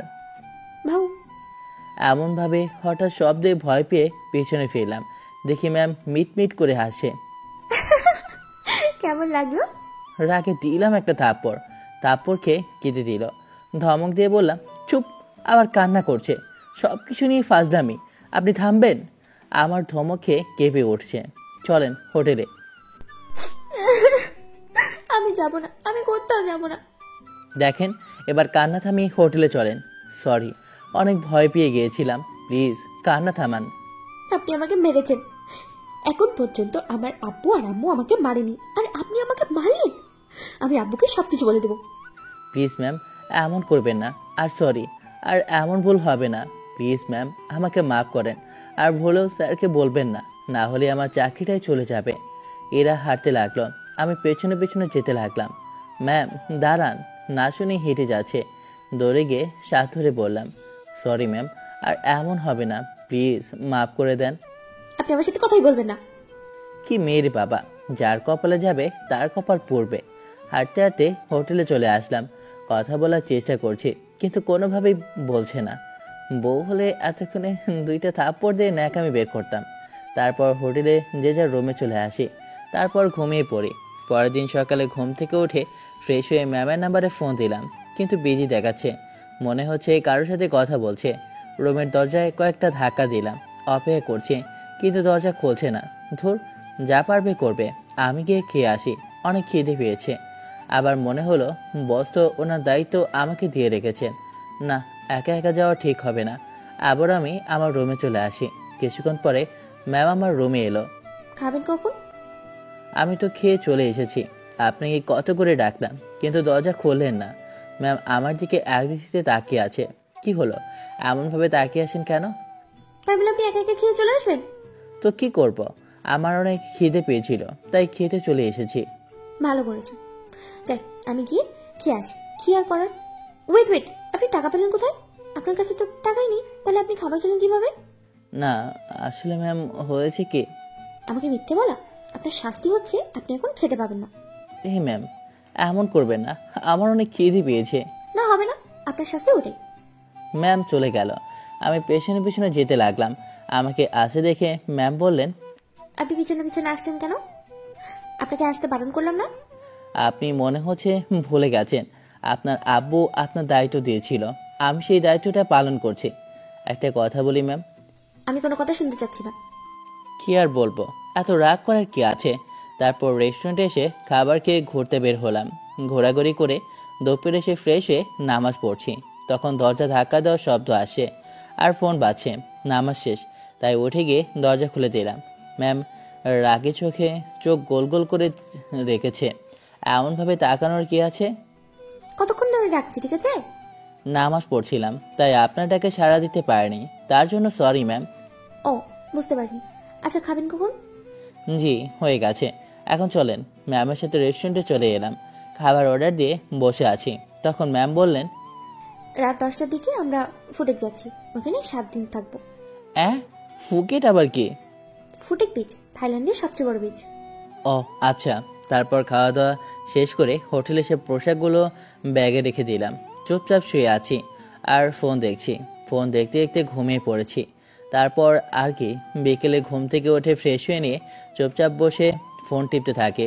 সন্ধ্যার দিকে আবারও ফুকেটের উদ্দেশ্যে রওনা দিলাম। পরের দিন যথারীতি পৌঁছে হোটেলে বুক করা হলো। রুমে এসে ফ্রেশ হয়ে চুপচাপ বসে আছি। একটু পরে, আপনি করে বলছেন কেন? আমরা তো ফ্রেন্ড হতে পারি, তাই না? তুমি করে বলাটা ভালো বলতে পারি না আমরা? গরিব আর ধনী মানুষের মধ্যে কখনো বন্ধুত্ব হতে পারে না। তুমি বলে বলা যায়, কিন্তু বন্ধুত্ব এটা পসিবল না। কেন, সমস্যা কোথায় শুনি? এইসব বন্ধুত্ব বাদ দেন তো ম্যাডাম। আপনার অনেক বন্ধু বান্ধব আছে, বন্ধুর মতো বন্ধু থাকলে একটাই যথেষ্ট। চলেন তাহলে প্রেম করি। এবার তো বলতে পারবেন না আপনার অনেক বয়ফ্রেন্ড আছে, আর বয়ফ্রেন্ডের মতো বয়ফ্রেন্ড থাকলে একটাই যথেষ্ট। আপনি কি পাগল হয়েছেন নাকি? মাঝে মাঝে পাগলামি করতে ইচ্ছে করে আমার পাগলামিগুলো কেউ সামলান। এখন যেহেতু কেউ নেই, সেহেতু আমার পাগলামিগুলো আপনি সহ্য করবেন। পাগলের পেট খারাপ তো, তাই আমি এমন করব। আর আপনি ভালো কিছু ডিজার্ভ করেন। আলতু ফালতু চিন্তা ভাবনা বাদ দিয়ে ঘুরতে এসেছেন, ঘোরেন। প্রেম করতে ইচ্ছে করছে, প্রেম করাই দেন না, নাহলে প্রেম করেন। উল্টা পাল্টা কিছু বলে আবার কিন্তু থাপ্পড় দেব। আপনার তো সাহস কর না, আমাকে মারতে যাচ্ছেন। কোন সাহসে আমাকে মারবে শুনি? আপনার তো সাহস দেখে দিন বেড়ে যাচ্ছে। সরি ম্যাম, আর এমন কথা বলবো না। ওই সব প্রেম ভালোবাসার কথা শুনলে রাগ হয়, তাই এমন কথা মুখ দিয়ে বের হয়ে গেছে। আচ্ছা সরি ম্যাম। হয়েছে, আর সরি বলতে হবে না। তো প্রেম ভালোবাসার প্রতি এত রাগ কিসের জন্য? এমনিতেই। আপনি প্রেম করেন না কেন? প্রপোজ পাননি? মনের মতো মানুষ তো পেতে হবে, পেয়ে গেলে প্রেম না করে বিয়ে করে নেব। বাহ, ভালোই তো। এখানে কতদিন থাকবেন? 7 দিন। মোট থাকবেন কতদিন? 20-25 দিন। এতদিন থাকবেন? ভালোই, ফ্রি ঘোরা হলো। জীবনে কখনো আসা হতো কিনা জানি না, তবে আপনার জন্য ঘোরা হয়ে গেল। ও আচ্ছা। আচ্ছা, তুমি কি জানো আমি তোমার থেকে বড়? মজা করছেন আমার সাথে? মজা করবো কেন? ওয়েট, পার্স থেকে এনআইডি কার্ড বের করে ওর হাতে দিলাম। এই যে দেখো। এনআইডি কার্ড হাতে নিয়ে তো ম্যামের দিকে তাকিয়ে আছে। এটা কি হলো? কিন্তু উনি অনার্স লাস্ট ইয়ারে পড়ে কেন? কিছুই তো বুঝলাম না। ম্যাম আমার থেকে 1 বছরের বড়, তাহলে ম্যাম আপনার তো অনার্স শেষ হয়ে যাবার কথা। কিছু সমস্যার কারণে আমার পড়াশোনা বন্ধ ছিল। ও আচ্ছা, আর আমি ছোট হয়ে কি না সেদিন থাপ্পড় দিয়েছিলাম। পেজ দেখে বোঝার উপায় নেই যে উনি আমার থেকে বড়। কি হলো, এমন করে আছো কেন? বেশি বড় কি শখ খেয়েছো? এখানে শখ খাবার মতো তো কিছু নেই। না তেমন কিছু না ম্যাম। আচ্ছা চলুন ঘুরি। তারপর ঘোরাঘুরি করতে থাকে। হাঁটতে হাঁটতে হঠাৎ করে ম্যাম পা পিছলে পড়ে যেতে নেয়। তখন আমি হাত ধরে টান দিতেই ম্যাম আমার বুকে এসে পড়েন। ম্যাম এমনভাবে বুকে পড়াতে শরীরের ভেতর দিয়ে একটা শিহরণ বয়ে গেল। খেয়াল করলাম ম্যাম আমার বুকে মাথা রাখলো। ম্যামকে ছাড়িয়ে নিয়ে বললাম, কি করছেন কি ম্যাম? সরি।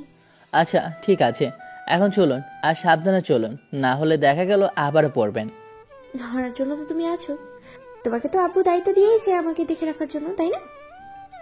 তা ঠিক আছে, কিন্তু আপনি তো আমার থেকে বড়, আপনাকে আবার কি দেখে রাখবে? আপনার খেয়াল আপনি ভালো নিতে পারবেন, বরং আমি আপনার থেকে ছোট, আপনি আমার খেয়াল রাখবেন। এই আচ্ছা, মানুষ বিয়ে করে কেন? নিজের সব খেয়াল যদি নিজেই রাখতে পারে, তাহলে মানুষ আরেকজনের উপরে নির্ভর করতো কেন? ভালোবাসতো না? বুঝলাম।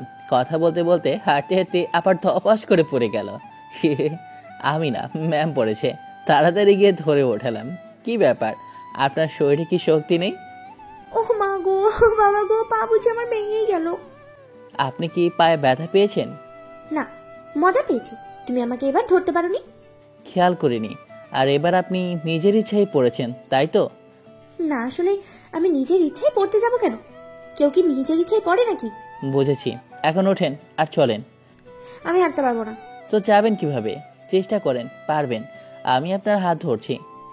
বলছেন আমি হাঁটতে পারবো না, আমাকে কোলে নাও। হ্যাঁ, আমি পারবো না, এটা আমার দ্বারা হচ্ছে না। তাহলে আমি এখানেই বসে থাকি। ম্যাম ওখানে বসে পড়ল। কেমনটা লাগে? উপায় না পেয়ে ম্যামকে কোলে নিয়ে হাঁটতে লাগলাম। দেখেন, এমনভাবে হাসবেন না, আমার লজ্জা করে। উপায় না পেয়ে কোলে নিয়েছি, না হলে জিন্দিগিতেও নিতাম না।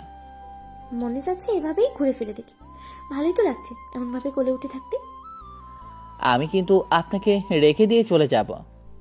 আমি আব্বুকে ফোন দিয়ে বলবো তুমি আমার কথা শুনো না। ইচ্ছে করছে তোমাকে প্রমোশন দিতে। সত্যি কি প্রমোশন দিবেন ম্যাম? না থাক, এখন দিব না। ডাইনি, যখন দিবি না তখন বললি কেন? খুশিটা 1 মিনিটের জন্য স্থায়ী হতে দিলি না। ও আচ্ছা। ভাবছি তোমাদের বাসায় যাব। কেন ম্যাম, আমাদের বাসায় কেন? কেন? পিসি কালচার আছে না, দেখতে যাব। ও আচ্ছা। তারপর হাঁটতে হাঁটতে হোটেলে চলে এলাম। শরীরটা ঘেমে গেছে। এমন আলোর বস্তা কোলে নিলে তো ঘাম বের হবেই। ম্যামকে ওনার রুমে রেখে আসতে যাব, তখন ম্যাম বললেন, ব্যথা তো করে, আইসক্রিম নিয়ে আসো অথবা আইস নিয়ে আসো। এই নাও টাকা, গিয়ে আইস অথবা আইসক্রিম নিয়ে আসো। আগে বললে কি হতো? আজ সময় নিয়ে চলে আসতাম, শুধু শুধু ডাবল করে খাটাচ্ছে। রাগ করো কেন? তখন মনে ছিল না, তাই তো নিয়ে আসলাম না। আমি অর্ডার দিয়ে দিচ্ছি, দিয়ে যাবে। আমি এখন গেলাম, গিয়ে চেঞ্জ করতে হবে। আলুর বস্তা নিয়ে আসতে গিয়ে ঘেমে গেছি। কি বললে তুমি? আমি আলুর বস্তা? আলুর বস্তার সমান তো আপনার ওজন হবে। আলুর বস্তায় থাকে 50 কেজি, আপনারও সেম ওজন হবে। আমার ওজন 50 কিলো না, আমার ওজন 45 কিলো। ওই হলো। আচ্ছা, আমি চেঞ্জ করে নামাজ পড়বো। আইসক্রিম চলে আসবে, আমি গিয়ে বলছি। তারপর আমার রুমে এসে আইসক্রিম অর্ডার দিয়ে চেঞ্জ করে নামাজ পড়ে নিলাম। নামাজ পড়ে ম্যামের রুমে এসে নক দিলাম। ম্যাম এসে দরজা খুললো। এখন ব্যথা কি কমেছে, না মেডিসিন নিয়ে আসতে হবে? আইসক্রিম দেওয়ার পরে একটু কমেছে। কেন যে পাকটামি করে পড়তে গেলাম, কি ব্যথা। আচ্ছা আপনি বসেন, আমি খাবার আর আপনার জন্য মেডিসিন নিয়ে আসি। পয়সা দেন। ম্যাম টাকা দিতে নিচে এসে খাবার আর মেডিসিন নিয়ে আসলাম। তারপর খাবার খেয়ে ম্যাম মেডিসিন খেয়ে নিল। আচ্ছা আপনি রেস্ট নিন, আজকে আর ঘুরতে হবে না। আসো লুডো খেলি। এখন না, এখন আপনি ঘুমান, পরে খেলা যাবে। তারপর ম্যামের রুম থেকে নিজের রুমে চলে আসি। তারপর চাচা ভাইয়ের ফোন দিয়ে মার আব্বার সাথে কিছুক্ষণ কথা বললাম। তারপর ঘুমিয়ে পড়ি। বিকেলে ম্যামের ফোন পেয়ে ম্যামের কাছে গেলাম। জি ম্যাম বলেন। আপনার পাটা কি ঠিক হয়েছে? হয়েছে, তাই তো খেতে চাচ্ছি। আচ্ছা এবার চলো। চলুন। তারপর সেদিন ঘোরাঘুরি করি। পরের দিন ম্যাম সমুদ্রে গোসল করার জন্য বলছে, কিন্তু আমি রাজি হলাম না। ওনার অনেক জোরাজোরিতে নামতে হলো। আশেপাশে তো সব ছোট ছোট পোশাক পরে আছে, আমারই লজ্জা করছে। দেখো, নজর ঠিক করো। এদিক ওদিকে কি দেখছো? কত বড় বড় কি বড় বড়? বিল্ডিংগুলো। আপনারা যেটা ভাবছেন সেটাও। ম্যাম, এখান থেকে তাড়াতাড়ি চলেন, আমার অনেক লজ্জা করছে। ওদিকে দেখো কেন? আমাকে দেখো তাহলেই তো হয়। আমি কিন্তু সাঁতার কাটতে জানি না। পাশাপাশি থাকবা, না হলে দেখা গেল সমুদ্রে ভেসে চলে গেছি। ঠিক আছে। তারপর সমুদ্রে গোসল করে হোটেলে চলে আসি। এমনভাবে দিনগুলো কাটতে লাগলো। 7 দিন ওখানে থাকলাম এবং অনেক জায়গায় ঘোরাঘুরি করলাম, যেমন Phi Phi island, James bond island, ring hill, কারণ ভিউ পয়েন্ট। চুপ করে বসে দুজনে রুডো খেলছি। তুমি তো সবগুলোই পাকিয়ে দিলে। তোর এতবার কাটলে কি খেলতে ভালো লাগে নাকি? খেলবো না তোমার সাথে, বারবার কেটে দিচ্ছে। কাটাকাটিতেও তো মজা। আরে কত ম্যাচ তো আপনি জিতলেন, এবার আমি। হে হে হে। একদম দাঁত কালিয়ে হাসবা না, আমি খেলবো না। বললেই হলো নাকি? এদিকেও আপনি হিরো, আর না খেললেও হিরো। আগামীকাল কি বাসায় চলে যাবেন? আগামীকাল সকালে ক্রাবি যাব। ওখানে 4-5 দিন থেকে তারপরে দেশে। ওকে, ঠিক আছে। সন্ধ্যা হয়েছে, তাই নামাজ পড়ে দুজনে ঘুরতে বের হলাম। বউ সাথে থাকলে কত কত যে ভালো লাগতো। আরে তাই নাকি? বিয়ে করে চলে আসো হানিমুনে। আমাদের কপালে এগুলো নাই ম্যাম। এগুলো আপনাদের মতো কোটিপতিদের জন্য, আমাদের মতো গরিবদের জন্য না। শুরু হলো আবার তোমার। আচ্ছা, তোমাকে না বলেছি তুমি করে বলতে? তুমি করে বলবা না মাই খাবা? এমন মারবো না, সারা জীবন মনে থাকবে। ট্রাই করব। তারপর ঘুরে রাতের খাবার খেয়ে হোটেলে চলে আসি। পরের দিন সকালে নাস্তা করে ক্রাবির উদ্দেশ্যে রওনা দিলাম। 3 ঘন্টা পরে পৌঁছে যাই। তারপর ওখানে 4 দিন থাকি। ওখানে পর্যটন স্থানগুলো ঘোরা হলো, যেমন রাইলে বিচ ও গুহা, থাং তেরাও ফরেস্ট ন্যাচারাল পার্ক এবং ইমারল্যান্ড পুল, ফ্যাং ন্যাং বিচ ইত্যাদি।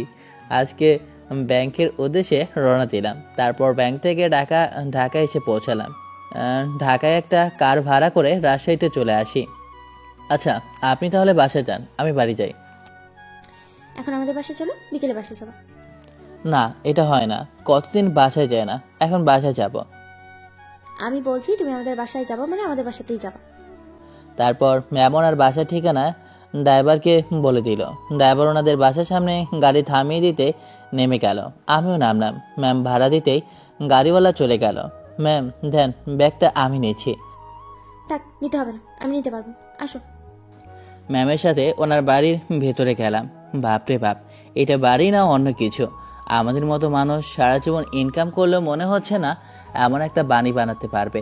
একটা ভদ্রমহিলা এঁকে এলো, মনে হচ্ছে এটাই ম্যামের আম্মু। আসসালামু আলাইকুম ম্যাম। কারণ ম্যাম গিয়ে জড়িয়ে ধরেছে।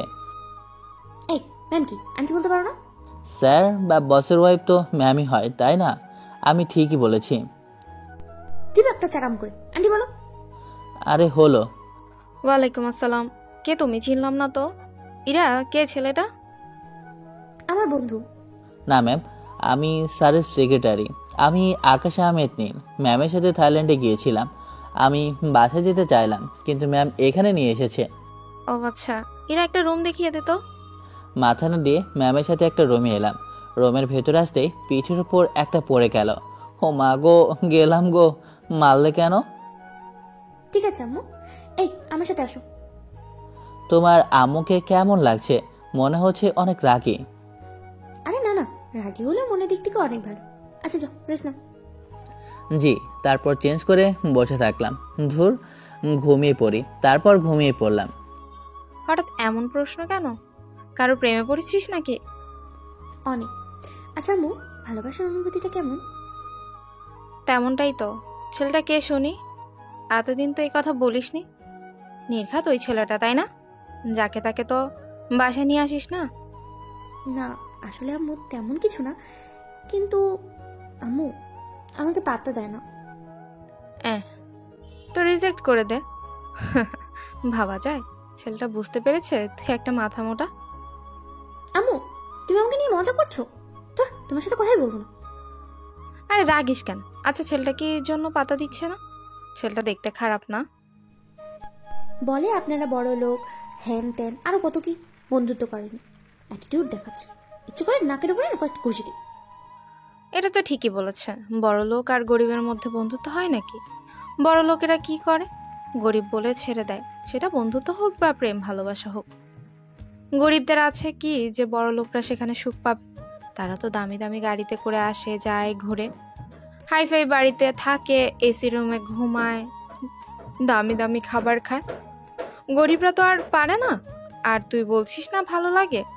এটা তোর আবেগ ছাড়া কিছুই না। যখন বাস্তবতা বুঝতে পারবি তখন তুই নিজেই ছেড়ে দিবি, গরিব বলেই ছেড়ে দিবি।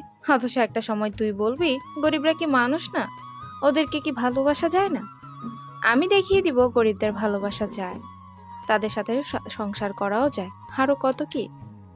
আমি আমার ক্লাসমেটকে ধ্বংস হতে দেখেছি। হারানোর ব্যথা সহ্য করতে না পেরে সে আত্মহত্যা করেছে। ছেলেটা বোকা ছিল, ওর উচিত ছিল রিভেঞ্জ নেওয়ার। ধনীরা কখনো গরিবদের ভালোবাসা না ইউজ করে। তারপর থেকে আমি আমার বেস্ট ফ্রেন্ডের সাথে আর কখনো কথা বলিনি। ওর প্রতি এক আকাশ পরিমাণে ঘৃণা জন্মেছে। সেই ছেলেটাকে হত্যা করেছিল। তোমার মেয়েকে তুমিই চিনলে? তুমি জানো আমি মোটেও এমন না।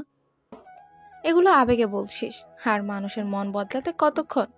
তুই বদলাবি না তার কি গ্যারান্টি? ছেলেটাকে আর ডিস্টার্ব করিস না, ছেলেটার জন্য ভালো হবে আর তোর জন্য ভালো হবে। ছেলেটা বাস্তবতা বুঝে, তাই তোকে এড়িয়ে চলে। শুয়ে থাকতে থাকতে কখন যে ঘুমিয়ে গেছে জানি না। ইরাটাকে ঘুম ভাঙলো। জি বলেন। কি? তাড়াতাড়ি উঠে মসজিদে গিয়ে নামাজ পড়ে আসলাম। কথা বলতে বলতে খাবার খাওয়া শেষ করে আবার রুমে এসে শুয়ে পড়ি। একটু পরে ইরা এলো। আসতেই বললাম, কি ব্যাপার, তোমার মন খারাপ মনে হচ্ছে? কিছু কি হয়েছে? না, কিছু হয়নি। কেমন লাগছে বলো? সুন্দর জিনিস কখনো কি খারাপ লাগে বলো? আমি কিসের কথা বলছি? বাসার কথা বলছো তাই না? তোমাদের বাসা অনেক সুন্দর। তো তোমার সাথে কথা বলাটাই না বেকার। সেটাই ভাবছি। আচ্ছা এখন চলে যাই। এই দুপুরে? বিকেলে যাও, আমিও তোমার সাথে তোমার গ্রামে যাব। যে গরম, থাকতে পারবেন? বিদ্যুতে অনেক জ্বালাচ্ছে, তার উপর আমাদের বাসায় এসি নেই। তোমার কি মনে হচ্ছে আমি থাকতে পারবো না? না, থাকতে পারবেন না। আপনার দমটা বন্ধ হয়ে আসবে, একদিনও থাকতে পারবেন না। পারবো পারবো, 2-1 দিন থাকবো, তারপরে চলে আসবো। আপনি এক মুহূর্ত থাকতে পারবেন না। শুধু শুধু জেদ করবেন না, তার থেকে বরং শীতকাল আসার আগে যাবেন, তাও গরম কম থাকবে। আমি যাব মানে যাব। আমি চার্জার, ফ্যান, তারপরে কুলার নিয়ে যাব।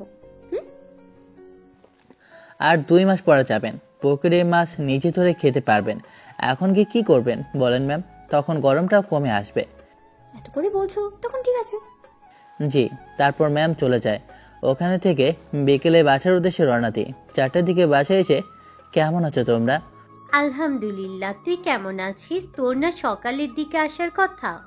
রাজশাহীতেই ছিলাম। তারপর মার আব্বার সাথে কথা বলে রুমে এসে চেঞ্জ করে গোসল করে এলাম। পরের দিন অফিসে গেলাম না। ওদিকে খুব তো ঘোরাঘুরি করলি তাই না? তা তো করেছি, ভালোই লেগেছে। বরবা বয়ফ্রেন্ড থাকলে আরো ভালো লাগতো। কেন আকাশ ভাইয়া ছিল না? ওটাকে বয়ফ্রেন্ড বানিয়ে নিতি, তাহলে হতো। পাত্তাই দেয়নি। কেন এত ভাব কিসের?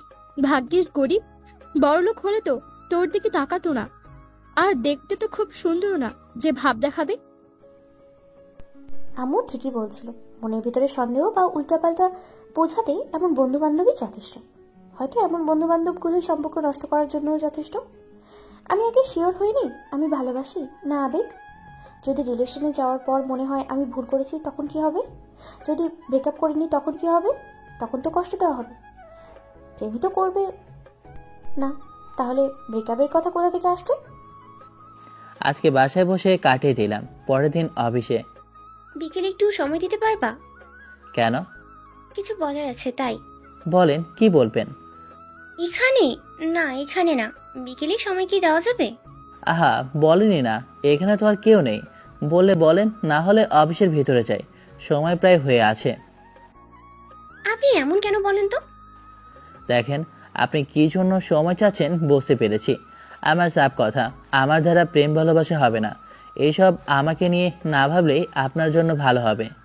আমি এই কথাই বলতাম কিভাবে জানলি? আমি তো অন্য কথাও বলতে পারতাম। এই কথা ছাড়া আর অন্য কিছু বলবেন বলে মনে হচ্ছে না। এই বিষয়ে আর কোনো কথা না বললেই খুশি হব। আর কিছু না বলে অফিসের ভিতরে চলে আসলাম। তারপর বসের সাথে কথা বলে আমার কেবিনে চলে আসি। এমনভাবে বেশ কয়েকদিন চলে গেল। রাতে কি ব্যাপার, তোমাকে কিছুদিন থেকে দেখছি, তোমার মুখে হাসি নেই, কেমন মন খারাপ করে থাকছো? কোনো সমস্যা হয়েছে? তুমি কি অসুস্থ? না আব্বু, তেমন কিছু হয়নি। আচ্ছা, 1.5-2 মাস তো হয়ে গেল, তোমার মৎস্য বিজনেসের কি খবর? আর গেছিলা দেখতে? না রে মা, যাওয়া হয়নি। এদিকে কাজের চাপ, আরও যাওয়া হয়ে ওঠেনি। আকাশ তো বলছে সব কিছু ঠিকঠাক আছে। ও আচ্ছা, আমি ভাবছি দেখতে যাব। তাহলে তো ভালোই, যাও গিয়ে দেখে আসো। কিন্তু তোমার মুখে হাসি নেই কেন? কি হয়েছে তোমার? না আব্বু, কিছু হয়নি, এমনিতেই মন খারাপ। তোমার মেয়ে প্রেমে পড়েছে। আম্মু কি সব বলছো? আমি কারো প্রেমে পড়িনি, এমনিতেই মন খারাপ, এই আর কি। তাই নাকি? কথা বলেছিস? দেখা করেছিস? এই 20 দিন থেকে একবারও কথা বলিসনি? তোমার মা মেয়ের কথা ঠিক বুঝলাম না, কি হয়েছে পরিষ্কার করে বলো। তোমার সেক্রেটারির প্রেমে পড়েছে। থাইল্যান্ড থেকে আসার পরপরই এই কথা বলেছে। তোর মেয়ে হয়তো ওই ছেলেটাকে প্রপোজও করেছে, কিন্তু ছেলেটা ওর প্রস্তাবে রাজি হয়নি। মিথ্যে বলো কেন? আমি মজা করে বলেছি, কিন্তু আমি সিরিয়াসলি একবারও বলিনি। এরা, তুই কি তোর স্ট্যাটাস ভুলে যাচ্ছিস? কিভাবে তুই তোর সিক্রেটের প্রেমে পড়তে পারিস? তুই কি একবারও ভাবলি না? আপু, ছেলেটা অনেক ভালো, ওর পাশে নিজেকে হ্যাপি ফিল করি, নিজেকে ওর মাঝে খুঁজে পাই, ওর সাথে কথা বলতে ভালো লাগে, সময় কাটাতে ভালো লাগে। ছেলেটা ভালো আমিও জানি, কিন্তু আমি এই বিষয়ে আর কোনো কথা বলতে চাই না। ছেলেটাকে ভুলে যাওয়ার তোর জন্য ভালো হবে, আমি এটা কখনোই মেনে নিব না। আমার শেষ কথা শুনে নাও, বিয়ে যদি করতে হয় তাহলে ওকেই করব। আমিও দেখি তুমি আমার জন্য কোথায় কিভাবে বিয়ে দাও, ব্ল্যাকমেল করে কোনো লাভ হবে না। ইরা, তুই কিন্তু অনেক বাড়াবাড়ি করছিস। চিৎকার দিয়ে কোনো লাভ নেই, এটাই আমার শেষ কথা। আর এটাও শুনে নাও, তুমি নিজেই ওর বাসায় বিয়ের প্রস্তাব পাঠাবে। যদি না পাঠাতে পারো তাহলে আমি শমশের চৌধুরীর মেয়ে না। দেখো, তোমার মেয়েকে বারণ করো। আমি কি বলবো? আর আমার যেমন ভাবে বলার সেভাবে বলে দিয়েছে। এখন সেটা বুঝলে বুঝবে, না বুঝলে কাউকে বোঝানোর ক্ষমতা নেই। তোমরা বাবা মেয়ে জানো কি করবা, কে হার মানবে আর কে মানবে না। আজব তো, তুমি, এটা তোমার মেয়ে না? তোমার কি কোনো দায়িত্ব নেই? কোনটা ভালো কোনটা খারাপ তুমি বলবা না? আমি বলবো? আমার জামাই হিসেবে ভালো ছেলে হলেই ভালো, আর কিছু চাই না। আমার মেয়ে সুখী হলে আমিও সুখী। তাই বলে এমন ছেলের হাতে নিজের মেয়েকে তুলে দিব, সেটা কখনোই না। তোমার বাবা মেয়ে জানো কি করবা, আমাকে আর এই বিষয় ভেতরে নিয়ে আসবা না। একটাই কথা বলবো, দুজনেই ভেবে চিন্তে কাজ করবা। আমার ভাবা হয়ে গেছে, আর আগামীকাল যাচ্ছি, পারলে আটকাও। আমার খাওয়া দাওয়া শেষ, আমি গেলাম। এখন ভাবো কি করবা। আল্লাহ, তুমি আমার ঘরে কি দিয়েছ এটা? তুই যাবি কিন্তু এখান থেকে আর আসবি না। তুই আর এই বাসায় আসবি না। ধন্যবাদ, ওখানেই থেকে যাব। ফোন দিবা না কিন্তু, আমার সাথে বাজি ধরিও না, হেরে যাওয়া। তুই কিন্তু ভুল করছিস। আমি কোনো ভুল করছি না, আমার মনে হচ্ছে আমি ডিসিশনটা ঠিকই নিচ্ছি। এই 20 দিনে অনেক ভেবেছি। ম্যাম উঠে ওর রুমে চলে গেল। শুয়ে ফেসবুকিং করছি, তখন ম্যামের নাম্বার থেকে ফোন আসলো। কেমন আছো? আলহামদুলিল্লাহ ভালো, তুমি? ভালো না, কি করো? শুয়ে আছি, তুমি? আমিও। আচ্ছা, তুমি এই 20 দিনে একবারেও ফোন দাওনি কেন? প্রয়োজন মনে করিনি, বিশেষ করে কোনো মেয়ের সাথে নিয়মিত কথা বলা ঠিক না বলে মনে করি। কথা বলতে গিয়ে অনেক কিছুই ঘটে যেতে পারে। কি করতে পারে? আপনি যেটা ভাবছেন আর ভাবেন সেটাই। কিছু মনে না করলে একটা কথা বলি। কিছু বলবে উপরওয়ালাই জানে। আমার তো হার্টবিটই বেড়ে গেছে, বুকের ভিতরে যেন লাফালাফি করছে। আচ্ছা বলো, কি বলবা? এখন ফোন রাখি, আমার অনেক ঘুম পাচ্ছে। এই কথা বলার জন্য এমন ভাবে বলা? শালা, আমি ভাবলাম কি না কি বলবে। আচ্ছা ঠিক আছে, আগামীকালের প্রতিশোধ নিব। হারামি করতাম। আচ্ছা ঠিক আছে, ঘুমাও তাহলে। জি। ফোন কেটে ফোন চার্জে দিয়ে ঘুমিয়ে পড়লাম। পরের দিন সকালে ঘুম থেকে উঠে ফ্রেশ হয়ে নাস্তা করে অফিসে চলে আসি। প্রতিদিন এতটা যাওয়া আসা করতে হয়, বাপরে বাপ। প্রতিদিন এই যাওয়া আসায় 6 থেকে 7 ঘন্টা চলে যাচ্ছে। অফিসে এসে কাজে মন দিলাম। আমি উঠে বসের কেবিনে এসে বললাম, জি স্যার, বলেন। আমার মেয়ে তোমার সাথে বিকেলে যাবে। স্যার তা ঠিক আছে, কিন্তু ম্যাম কি এত গরমে থাকতে পারবে? আমাদের বাসায় কিন্তু এসি নেই। আগামীকাল শুক্রবার, তাই না? আগামীকাল থাকবে, পুকুর দেখবে, তারপর পরের দিন আবারও তোমার সাথে চলে আসবে। আচ্ছা ঠিক আছে, আর কিছু বলবেন স্যার? না, এখন তুমি যেতে পারো। ওকে। তারপর আবারও কেবিনে চলে আসলাম। বিকেলে বসে আছি, তখন ফোনটা বেজে ওঠে। ফোনের দিকে তাকিয়ে দেখি ম্যাম ফোন দিয়েছে। ফোন রিসিভ করে সালাম দিয়ে বললাম, আসসালামু আলাইকুম। বলেন। কোথায় আছো? এই তো ম্যাম, কেবিনে, কাজে আছে অনেক। আমি গাড়িতে বসে আছি, তুমি চলে আসো। আমি কাজটা শেষ করে নিই, আপনি এসে বসের কেবিনে বসেন। কতক্ষণ লাগবে? আধা ঘন্টা। তুমি এসে বসো। ম্যাম ফোন কেটে দিল। আমি কাজ করতে থাকি। একটু পরে সামনে কেউ চেয়ার টেনে বসলো। কে বসতে আর বাকি নেই। না তাকিয়ে বললাম, আপনাকে বললাম বসের কেবিনে বসতে, এখানে কেন আসলেন? কেন, এখানে এসে কি বারণ আছে নাকি? না আসতে পারবে না। আচ্ছা বসে থাকেন তাহলে। আচ্ছা, আমাকে কেমন লাগছে বললাম না তো? আমার দিকে দেখলাও না। অনেক সুন্দর লাগছে। আর ডিস্টার্ব করেন না, না হলে দেরি হয়ে যাবে। দেরি হলে অফিসে থেকে বের হতে দেরি হবে, আর অফিস থেকে বের হতে গেলে বাসায় যেতেও দেরি হয়ে যাবে। আমার থেকে তো তুমিই বেশি বকবক করছো। আচ্ছা, এই কয়েকদিনে তুমি আমাকে মিস করোনি? কেন মিস করব? মিস করার কি আছে? এর মন কি পাথরের নাকি? কোনো ফিলিংস নেই? কিন্তু আমি তো তোমাকে অনেক মিস করেছি। একসাথে ঘোরাঘুরি মিস করেছি, সারাদিন বকবক করা, আড্ডা দেওয়া, সব কিছু। ও আচ্ছা, এবার আপনার বিয়ে করে নেওয়া প্রয়োজন। আপনি বসকে বলতে না পারলে আমি বলে দিচ্ছি। এত কষ্ট করে লাগবে না। তুমি আমাকে নিয়ে ভাবো কি করবো আমার। আপনাকে নিয়ে আবার কি করব? ওখানে থাকতে মাঝে মধ্যে ইচ্ছে করতো তুলোধনা দিয়ে তুলোধনা করি। আচ্ছা, আমাকে তোমার মারতে ইচ্ছে করে কি জন্য? আমি তোমার কোনো পাকা ধারে কি মই দিয়েছি? আচ্ছা, আমাকে তুমি মারতে পারবা? কেন মারতে পারবো না শুনি? আর আমার সাথে ওখানে কি করেছেন মনে নেই? কত অত্যাচার করেছেন মনে নেই? ওগুলো তো একটু একটু করতেই পারি। তোমার কাজ শেষ হয়েছে না হয়নি? এই তো হয়ে গেছে, আর একটু। আর এখনো তো অফিসের টাইম শেষ হয়নি, এত তাড়াহুড়ো কিসের জন্য? ওটা তুমি বুঝবা না। আমি ভীষণ এক্সাইটেড। চুপ করে কাজ করে যাচ্ছি। আমার কাজ শেষ হতেই বললাম, আমার কাজ শেষ, এবার চলেন। তারপর অফিস থেকে বেরিয়ে চলে আসলাম। কিসে যাবেন? এই তো গাড়ি নিয়ে। এটা আমার পার্সোনাল গাড়ি। ল্যাম্বরগিনি? এই গাড়িতে আমি উঠবো? স্বপ্নেও ভাবিনি। দেখেছি শহরে, কিন্তু কখনো উঠবো সেটা কল্পনাও করিনি। গর্তপের মতো দাঁড়িয়ে না থেকে উঠতে পারো না? উঠে বসতেই ম্যাম গাড়ি ড্রাইভ করতে লাগলো। চুপচাপ বসে আছি আর ম্যামকে রাস্তাটা দেখিয়ে দিচ্ছি। এই ম্যাম, আস্তে ড্রাইভ করেন, মারবেন নাকি? চুপ করে বসে থাকো আর রাস্তা দেখিয়ে দাও। তুমি লোকেশনটা দিয়ে দাও, বাকিটা আমি দেখে নিচ্ছি। আচ্ছা ঠিক আছে। ম্যামকে গুগল ম্যাপে লোকেশন দিয়ে দিলাম। তারপর চুপ করে ফোন চালাতে লাগে। ডানি তো গাড়ির স্পিকারে জোরে গান ছেড়ে দিয়েছে। তা আবার কি গান? তুমি দিও না গো বাসুর ঘরের বাতি নেই ভাইয়া। কিছু বলতেও পারছি না, সহ্যও করতে পারছি না। কেমন লাগে আপনারাই বলুন। 2 ঘন্টা 30 মিনিট পরে বাসায় চলে আসি। বাসার সামনে গাড়ির হর্ন পেতেই মা আর আব্বা বেরিয়ে এলো। আমি গাড়ি থেকে নামলাম, তারপর ইরাও নামলো। মা আর আব্বা তো ভূত দেখার মতো করে তাকিয়ে আছে।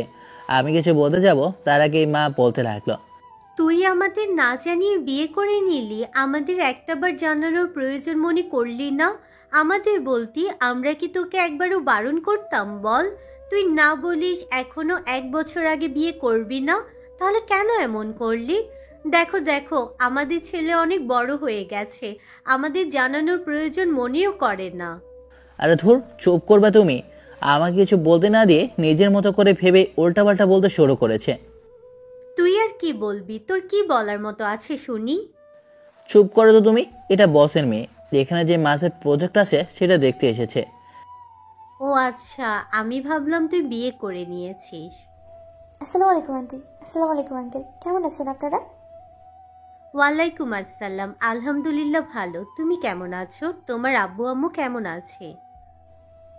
জি আলহামদুলিল্লাহ, সবাই ভালো আছে। আমি কিন্তু কয়েকদিন থাকবো, কোনো সমস্যা নেই তো? আরে না, কেন সমস্যা হতে যাবে? তোমার যতদিন ইচ্ছা থাকতে পারো। আচ্ছা ভিতরে এসো। জি, ওয়েট, এই আমার সাথে আসো। জি। তারপর ম্যামের সাথে গাড়ির পেছনে এলাম। ম্যাম গাড়ি থেকে এয়ার কুলার, তারপর আরও কয়েকটি ব্যাগ বের করলো। এগুলো কি? এত কথা বলে কেন? আঙ্কেল আন্টির জন্য কিছু নিয়ে এসেছি। এগুলোর কি প্রয়োজন ছিল? এত কথা বলো কিসের জন্য? ছোট বাচ্চার মতো এত কথা বলতে নেই। এগুলো তুমি নিয়ে আসো। শ্বশুরবাড়ি এসেছি, কিছু না নিয়ে আসলে হয় কি?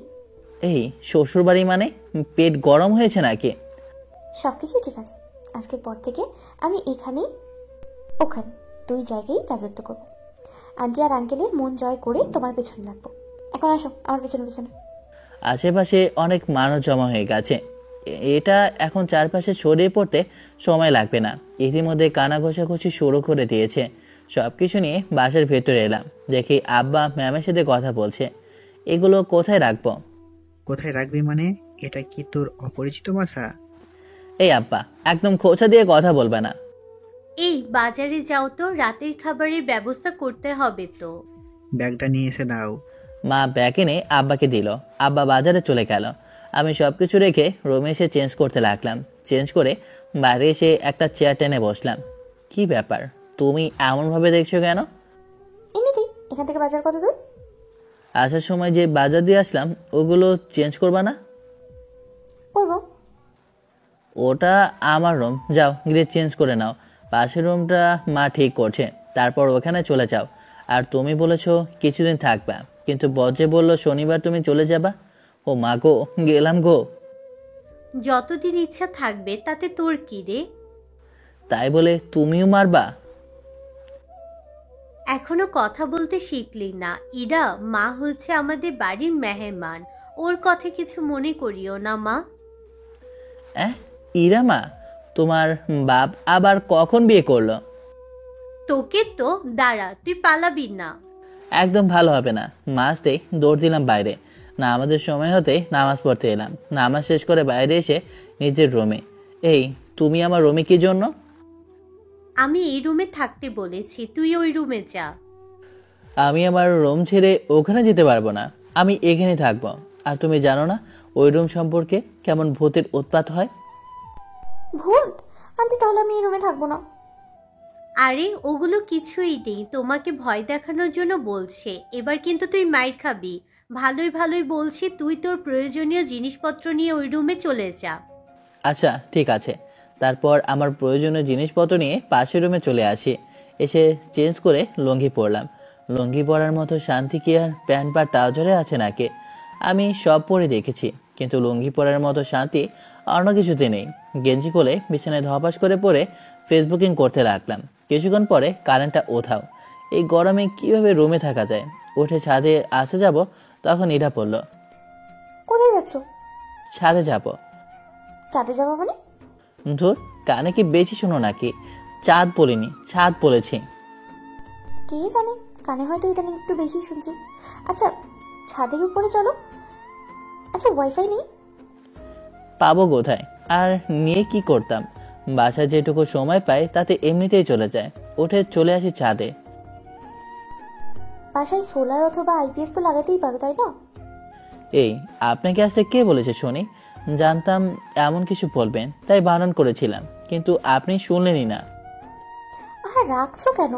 আমি কি এমন বললাম যে এমন ভাবে রেগে যাচ্ছ? তোমাদের গরমের অবস্থা খারাপ হয়ে যাচ্ছে তাই বললাম আর কি। আমাদের নিয়ে এত ভাবতে হবে না, আপনি আপনাকে নিয়ে ভাবেন। আমাকে নিয়ে ভাবতে গিয়েই তো এমন কিছু মাথায় আসছে। ভবিষ্যতে শ্বশুরবাড়ি তো এটাই হবে, তাই না? জেগে জেগে স্বপ্ন দেখা বন্ধ করেন। রেগে গিয়ে তুমি তুমি থেকে আপনি আপনি বলা শুনতে খুব ভালোই লাগছে, বুঝেছো? আচ্ছা আসো লুডো খেলি। আসেন, গেঞ্জিটা খুলবো, গরমও লাগছে, কিন্তু এই ম্যামের কারণে খুলতেও পারছি না। না জানি শরীরে এত লোম দেখে কি কমেন্ট করে। শরীর ঘেমে নেই একাকার। আচ্ছা আসেন খেলি। কি খেলবা? দেখো বিয়ের আগে কিন্তু ওই সব হবে না, আমি মোটেও এরকম না। আপনার মাইন্ড এত ডার্টি, জানতাম না। কবে থেকে এমন হলেন?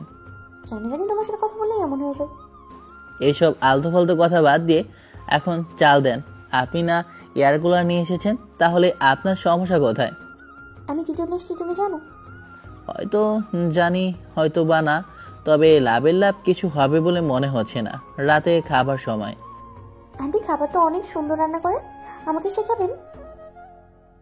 না শেখানোর কি আছে? আচ্ছা, আমি যে কয়েকদিন থাকবো সেই কয়েকদিনে আপনার থেকে রান্না শিখে নেবো। খাওয়া দাওয়া শেষ করে রুমে এসে গেঞ্জি খুলে বিছানায় ধপাস করে তারপর কিছুক্ষণের মধ্যে ঘুমিয়ে পড়লাম। পরের দিন সকালে ঘুম থেকে উঠে ব্রাশ হাতে নিয়ে বের হলাম। ব্রাশ শেষ করে বাড়ি এসে ফ্রেশ হয়ে খাবার দেওয়ার জন্য বলি, এই মা খাবার দিয়ে যাও। ওই ডানিটা ওঠেনি। এমন ভাবে বলছিস কেন? মেয়েটা কি খারাপ? আন্টি বলতে দেন, যা ইচ্ছে বলেনি, আমিও সময়ের অপেক্ষায় আছি। উঠে গেছো? আসো খেয়ে নাও। জি আসছি। তারপর খাবার খেয়ে বললাম, চলেন পুকুরে, আজকে আপনাকে পুকুরে ডুবিয়ে তারপর ছাড়বো। আকাশ, তুই কিন্তু মায়ের খাবি। কি সব উল্টাপাল্টা বললিস? মায়ের কথা শুনে চুপ করে থাকলাম। সারাদিন ঘোরাঘুরি করে কেটে গেল। পরের দিন অফিসে। এরা কি হয়েছে তোমার সাথে? না স্যার, ম্যাম বলেছে কয়েকদিন থাকবে। আচ্ছা তুমি যাও, এই মেয়েকে নিয়ে আর পারছি না, আমার কথাই শুনছে না, নিজের মর্জি মতো চলছে। জি। তারপর আমার ক্যাবিনে চলে আসি। সন্ধ্যায় বাসায় ফিরলাম। এসে দেখি মা আর ইরা ম্যাম বসে কথা বলছে। বাসার ভিতরে এসে চেঞ্জ করে বসে আছি, তখন ম্যামের আগমন। আপনি নক করে আসবেন না? আরে দাঁড়াও, সো কিউট হার। এই বুকে মাথা রাখলে সাথে শ্বশুরি, গালে আর শ্বশুরি লাগবে না। ইস, বুকে কত লোক। এই জন্য তুমি আমার সামনে গেঞ্জি খুলো না, সেটা এখন আমি বুঝতে পারছি। একদম নজর দেবা না। আর তুমি আমার রুমে কি জন্য? যাও তুমি। আন্টি আপনার ছেলে আমাকে বকছে। দেখো, একদম ন্যাকামি করবা না। ওভার অ্যাক্টিং এর দোকান। বস বলেছিল তুমি ফিরছো নাকি? কথা হয়েছে আব্বুর সাথে, এই সপ্তাহ পরে যাবো। আন্টির জন্য চিন্তা হয় না একা একা থাকছে? একাই তো থাকতে লাগবে, আমার যখন বিয়ে হয়ে যাবে তখন কি করবো? তোমার সাথে কথা বলে লাভ নেই। বলো যে কথা বলে পারবা না। ধুর। আচ্ছা তুমি থাকো, আমি গেলাম। এরা চলে গেল। এমন ভাবে কয়েকদিন চলে গেল। এখন এরা চলে যাবে। আবার আসিও। জি আঙ্কেল, আসবো তো অবশ্যই। আচ্ছা সাবধানে যাও, ভালো থাকিও। জি আন্টি, আপনারাও ভালো থাকবেন। তোমাদের হলে এবার যাই। এই চলো। তারপর চলে আসি। ম্যাম আমাকে অফিসের সামনে নামিয়ে দিয়ে চলে গেল। অফিসে এসে কাছে মন দিলাম। আম্মু, আমি বিয়ে করলে ওকেই করবো। ওর মা বাবাও অনেক ভালো, নিজের মেয়ে মতোই খেয়াল রেখেছেন। আমাকে এগুলো কেন বলছিস? তোর আব্বুকে বল। এটা ঠিক বলেছো, তবে আর কয়েকদিন পরে বলবো। এমনভাবে দুদিন চলে গেল। আমি আর বস যেই ফ্যাক্টরিতে কাজ চলছে ওখানে যাচ্ছি। হঠাৎ করে বসের ফোন আসলো। ফোন পেয়ে বসের ফেস চেঞ্জ হয়ে গেল। ড্রাইভার, পপুলার হসপিটালে চলো তাড়াতাড়ি, গাড়ি ঘোরাও। কি হলো স্যার? কার কি হয়েছে? এরা অ্যাক্সিডেন্ট করেছে। বসের কথা শুনে বুকের ভিতরটা কেমন চ্যাত করে উঠল। ভিতরটা যে কেমন করছে বুঝতে পারছি না। কেমন একরকম ব্যথা করছে। এই ব্যথা আগে অনুভব করিনি। এমন হচ্ছে কেন? আমি কি তাহলে ইরা ম্যামকে ভালোবেসে ফেলেছি? না, এটা সম্ভব নয়। আমি চুপ করে বসে থাকলাম। 20 মিনিট পরেই আশফাদের সামনে চলে আসলাম। বস আর আমি নেমে গেলাম।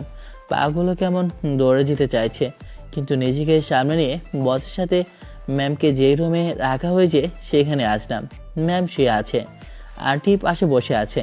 ম্যামের মাথায় আর হাতে ব্যান্ডেজ। তেমন ক্ষতি তাহলে হয়নি, আলহামদুলিল্লাহ। কিভাবে এমন হয়েছে? রিকশায় উঠতে গিয়ে কোথা থেকে একটা বাইক এসে ধাক্কা দেয়। ওই বাইকওয়ালাকে তো আমি পুলিশে দিব। এর থেকে বড় কিছু হয়ে গেলে কি হতো? কি আবার, এত কিছুই হতো না, মানুষকে তো মরতেই হবে। তা ঠিক আছে, কিন্তু কবরে নিয়ে যাওয়ার মতো কিছু কি করেছেন? নামাজ নাই, রোজা নেই, আর কোনো ভালো কাজও নেই। আগে এগুলো করেন, তারপরও ওইগুলো চিন্তা ভাবনা করবেন। না হলে ওখানে গিয়ে শান্তি পাবেন না। আমার এমন কথা শুনে স্যার এবং ম্যাম দুজনেই আমার দিকে তাকালো। সরি ম্যাম এবং স্যার। সরি বলছো কেন? ঠিকই তো বলেছ। এত করে নামাজ পড়তে বলি কিন্তু শুনেই না। আম্মু তুমিও এরকম শাসন করার মতো হলে ঠিকই পারবো। কি মেয়ে রে, একটু লজ্জা শরম নাই। আচ্ছা স্যার, আমি অফিসে যাই, আপনি তাহলে পরে আসেন। তুমি ফ্যাক্টরি থেকে ঘুরে আসো, আমি কিছুক্ষণ পরে অফিসে চলে যাব। Okay sir. রুম থেকে বেরিয়ে নিচে এলাম। নিচে এসে ড্রাইভারকে যেতে বলে চুপ করে বসে আছি। হুদাই মনটা এত উতলা হয়ে উঠেছিল। তুই এমন এক ছেলেকে পছন্দ করিস যে তোকে নিয়ে একটুও ভাবে না? দেখতেও কেমন চলে গেল। তুমি আমাকে যতই উল্টোপাল্টা বোঝাও, কাজ হচ্ছে না। আর আমাদের সামনে কি বলবে? ওকে তো এখনো কিছু বলিনি। যা যা বলেছি সে তো ওগুলো ফাজলামো হিসেবেই নিয়েছে। আর যতটুকু বুঝতে পেরেছি, ও প্রেম করবে না, করলে একেবারে বিয়ে করবে। তুমি বিয়ের প্রস্তাব পাঠাও। আমি পারবো না। তোকে বিয়ে দিলে আমার বন্ধু ছেলের সাথেই দিব। পারলে তুই নিজের বিয়ের প্রস্তাব তুই নিজে দে। বললাম তো কিভাবে বিয়ে দাও আমিও দেখবো। কবে দেখতে পাবা আমি বিয়ে করে তোমাকে সারপ্রাইজ দিয়ে দিয়েছি। দেখ মা, তুই এখনো আবেগে আছিস। বাস্তবতা এখনো বুঝতে পারিসনি। টাকা পয়সা ছাড়া জীবন চলে না। আচ্ছা, তুমি যে টাকা পয়সা করেছো, তোমার এত ধন সম্পদ কোথায় নিয়ে যাবা? কবরে তো নিয়ে যেতে পারবে না। বা তোমার তো অন্য কোনো ছেলে মেয়েও নেই যে তাকে দিবা। সবকিছু তো আমারই।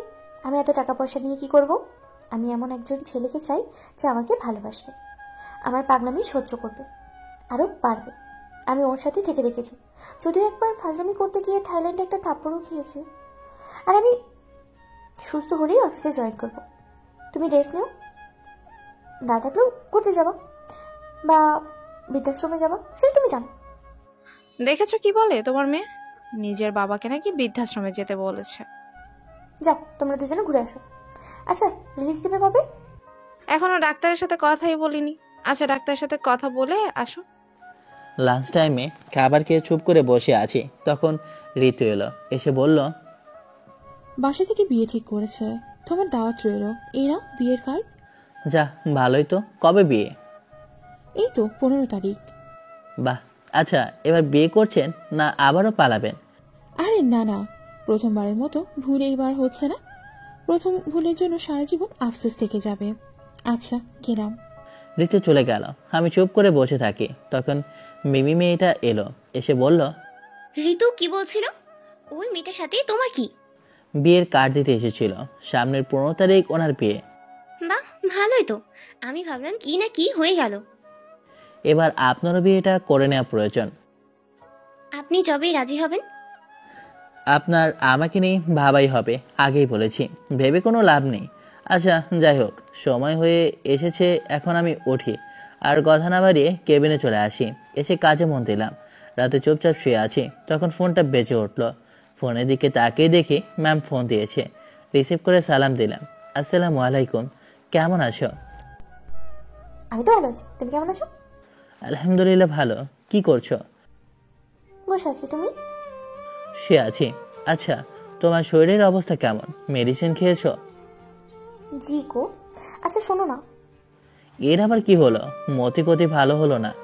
মন চাইছে রোম্যান্স করতে, একটু আদর করে দাও না। এর আবার কি হলো? মতি গতি ভালো না? আচ্ছা, আমি ফোন রাখলাম বলে এই ফোনটা কেটে দিয়েছি। আবার ফোনটা বেজে উঠলো। কেটে সাইলেন্ট করে কিছুক্ষণ ফেসবুকিং করে ঘুমিয়ে পড়ি। পরের দিন সকালে যথারীতি অফিসে চলে আসি। এমনভাবে কয়েকদিন চলে যায়।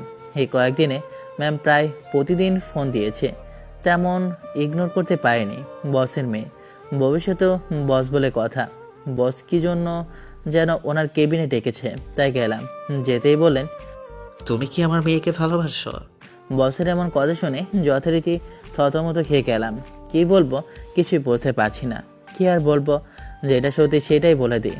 স্যার, ভালোবাসি কিনা জানি না, তবে ভালো লাগে। আর আমি চাইও না আমার আর ম্যামের মধ্যে কিছু হোক।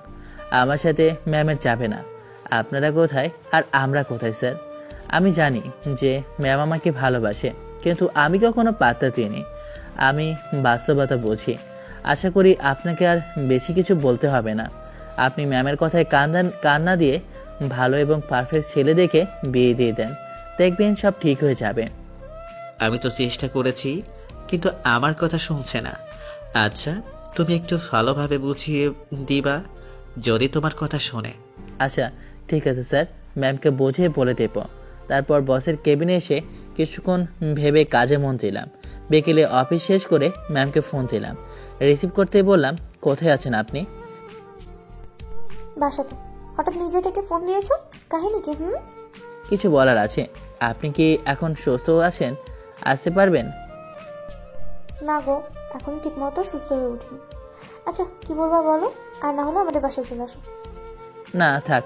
আচ্ছা এখন না বলি, আপনি আগে সুস্থ হয়ে নেন, তখনই বলবো। সামনাসামনি বলাই ভালো হবে। আচ্ছা ফোন রাখি বলেই ফোনটা কেটে দিলাম। অফিস থেকে বের হতেই মিমি বলল, কফি শপে চলো। দেখেন আমি আপনাকে আগেই বলেছি, আপনি যা ভাবছেন সেগুলো কখনোই সম্ভব হবে না। আপনি কি জন্য এগুলো নিয়ে ভাবছেন বলেন তো? আচ্ছা বলেন তো কেন এমন করছেন? আপনি যত চেষ্টাই করুন লাভের লাভ কিছুই হবে না।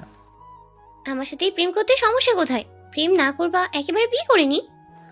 এইসব শহরের মডার্ন মেয়ে পছন্দ না, সাদাসিধে ঘরোয়া মেয়ে আমার পছন্দ। আশা করি আপনার উত্তর পেয়েছেন। আমি যদি চাকরি ছেড়ে দিই? কথাটা শুনতে খারাপ লাগতে পারে, তবুও বলি, কয়লা যতই ধন না কেন ওর ময়লা কখনো যাবে না।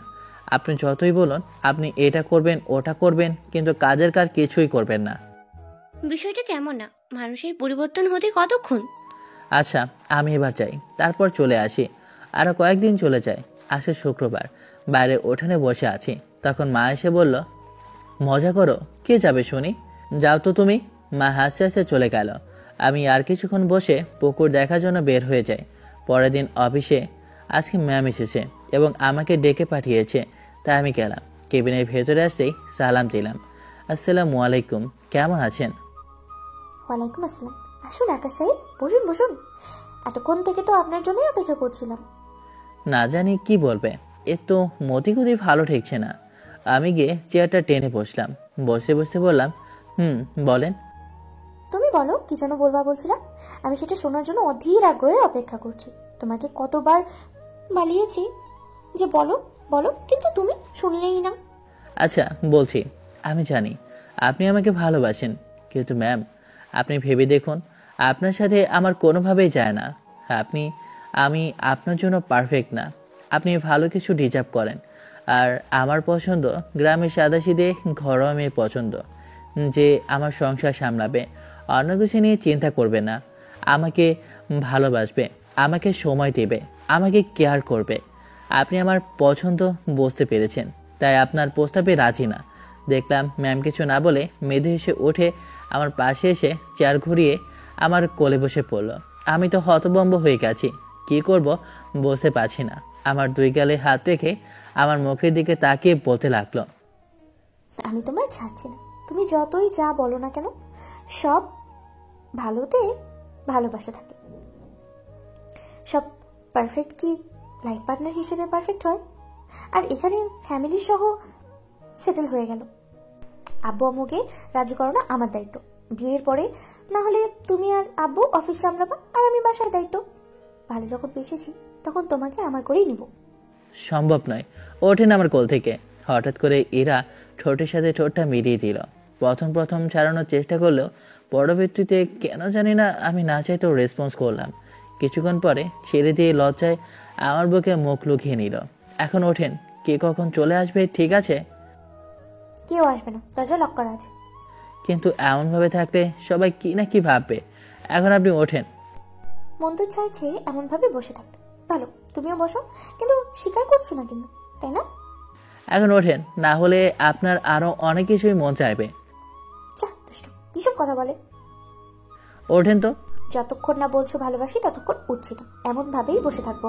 আরেকবার বলে আবারও চার ঠোঁট এক করে দিল। প্রথমে রেসপন্স করিনি, শেষে করেছি।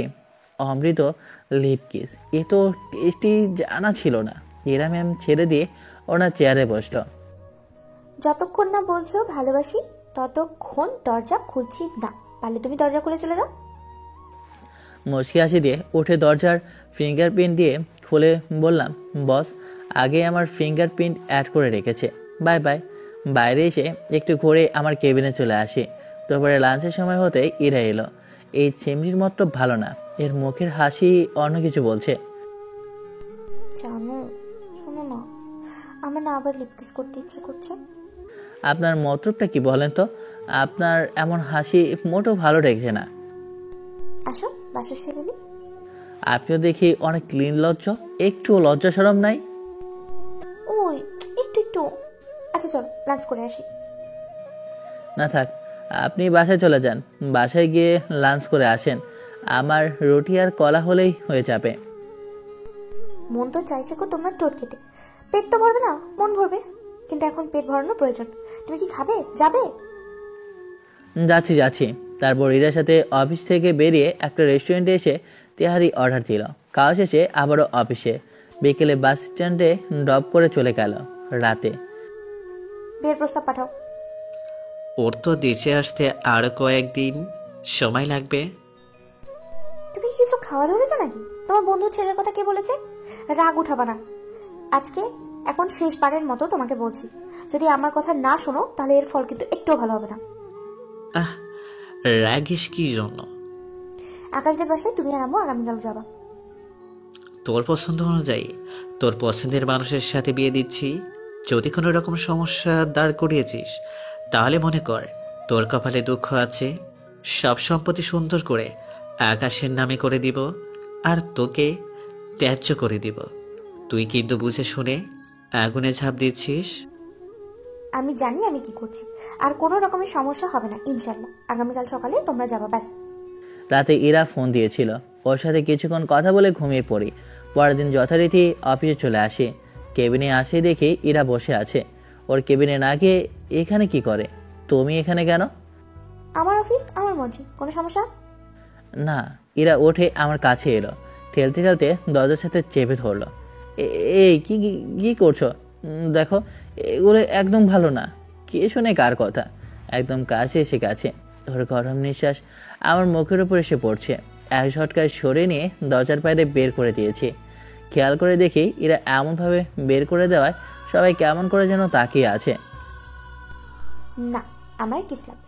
এখন কিস করতে দিলাম না তো, আমি তো নিয়েই ছাড়বো। যাও যাও। আমি এসে কাজে মন দিলাম। এমনভাবে অনেক সময় কেটে যায়। বেশ কিছুক্ষণ পরে এরা আমার কেবিন এসে বলে যেতে হবে, তাই তার সাথে বেরিয়ে পড়ি। তারপর কাজ শেষ করে লাঞ্চ করে অফিসে চলে আসি। অফিসে কাজ শেষ করে রাতে বাসায় আসতেই মা বলে, আগামী শুক্রবার তোর বিয়ে, আর 5 দিন পরই। মানে কথা নাই বার্তা নেই, হঠাৎ করে বলছো বিয়ে, তাও আবার সামনের শুক্রবার? মজা করো আমার সাথে? তোর সাথে মজা করব কেন? আজকে ইরার মা বাবা আসছিল। হ্যাঁ? এ হাম্মু কি বলছো এইসব? কানে কি কম শুনছিস নাকি? না তা না, কি আর বলবো, বুঝতেই তো পারছি না এটা ভালোবাসা না ভালো লাগা। সেটাই ভাববার বিষয়। সময়ই বলে দিবে এটা ভালোবাসা না ভালো লাগা ছিল। আমি রুমে এসে চেঞ্জ করে ফ্রেশ হয়ে এসে খেতে বসলাম। এমনভাবে 2 দিন চলে গেল। যাবার সময় নিচে নামছি, তখন মিমি স্বাদ নিল। এরা আগেই নিচে চলে গেছে। ম্যামের সাথে কি তোমার রিলেশন চলে? মনে হচ্ছে তোমাদের মাঝে কিছু আছে। কিছু না, আগামী শুক্রবার বিয়ে। মজা তো ভালোই করছো, রাজি হয়ে যাও না আমার প্রস্তাবে। আমি পারবো তোমার কথা মতো চলতে। আগেই বলেছি সম্ভব নয়, আর এখন তো আরও সম্ভব না। আর ওটা মজা না, সত্যি। আগামী শুক্রবার আমাদের বিয়ে। বলে দ্রুত হেঁটে নিচে এসে গাড়িতে উঠে বসি। তারপর এরা বাস স্ট্যান্ডে ড্রপ করে চলে যায়। এমনভাবে আরও 2 দিন চলে গেল। আগামীকাল শুক্রবার বিয়ে। বাসায় বেশ ধুমধাম চলছে। ইরার সাথে কিছুক্ষণ কথা বলে ঘুমিয়ে পড়ি। পরদিন বরযাত্রী নিয়ে ইরাদের বাসায় চলে আসি। আয়োজন কেমন হতে পারে আশা করি বলতে হবে না। তারপর দেখতে দেখতে বিয়েটাও হয়ে গেল এবং বউ নিয়ে চলে আসে। ন্যাকামির রানী আসার সময় কান্না করেছিল। রাফি আর কয়েকজন মিলে বাসাটা সাজিয়েছে। তারপর 11টা নাগাদ বাসর করে ঢুকে। কতক্ষণ ধরে অপেক্ষা করে আছি, আর তোমার এতক্ষণে আসার সময় হলো? গল্প করার মতো তো কিছুই নেই। তাহলে শুভ কাজে দেরি কিসের জন্য বলো? এটা ঠিক বলেছো। তবে আগে প্রপোজ করো, তারপর না হলে কোনো কিছু হচ্ছে না। সেটা আবার কি? এমনভাবে তাকাও কি জন্য? আচ্ছা প্রপোজ করছি। এরা বিছানা থেকে উঠে সামনে এসে দাঁড়ালো। আমি হাঁটু গেড়ে বসে এরাকে উদ্দেশ্য করে বললাম, আমি তোমার বাচ্চার বাবা হতে চাই। I love you. এটা কেমন ধরনের প্রপোজ? আর আমার বাচ্চার বাবা বললেও হবা, কিংবা যদি না বলো তারপরে হবা। ভালোভাবে প্রপোজ করো। ললনা, আমি তোমার সাথে বৃদ্ধ হতে চাই। চাই প্রতিটি ক্ষণে, প্রতিটি সময় তুমি আমার পাশে থাকো। আমি সবসময় চাই তোমার চোখের অনন্ত মায়ায় ডুবে থাকতে। I love you. এবার হয়েছে, তবে এর থেকে আরেকটু হলে ভালো হতো। I love you too. উঠে ইরাকে কোলে তুলে নিয়ে বিছানায় ফেলে দিলাম। তারপর আর কি, ঠোঁটের সাথে ঠোঁটটা মিলিয়ে কিস করতে লাগলাম। বেশ কিছুক্ষণ পরে ছেড়ে দিয়ে নিচে নামতে লাগলাম। থাক ভাই, আমি আর নিচে নেমে আপনাদের কিছু বলতে পারছি না। আপনারা নিজ দায়িত্বে বুঝে নিন। আর যদি না বোঝেন তাহলে বাসায় বলে বিয়ে করে নেন। বাসায় না বলতে পারলে আমাকে আপনার মা বাবার নাম্বারটা দেন, আমি বলে দেব, বাকিটা ইতিহাস আর কি। গল্পটা এখানেই শেষ করলাম। আর গল্পটা ভালো লাগলে লাইক কমেন্ট শেয়ার করুন। আর ধন্যবাদ। আল্লাহ হাফেজ, টাটা, বাই বাই।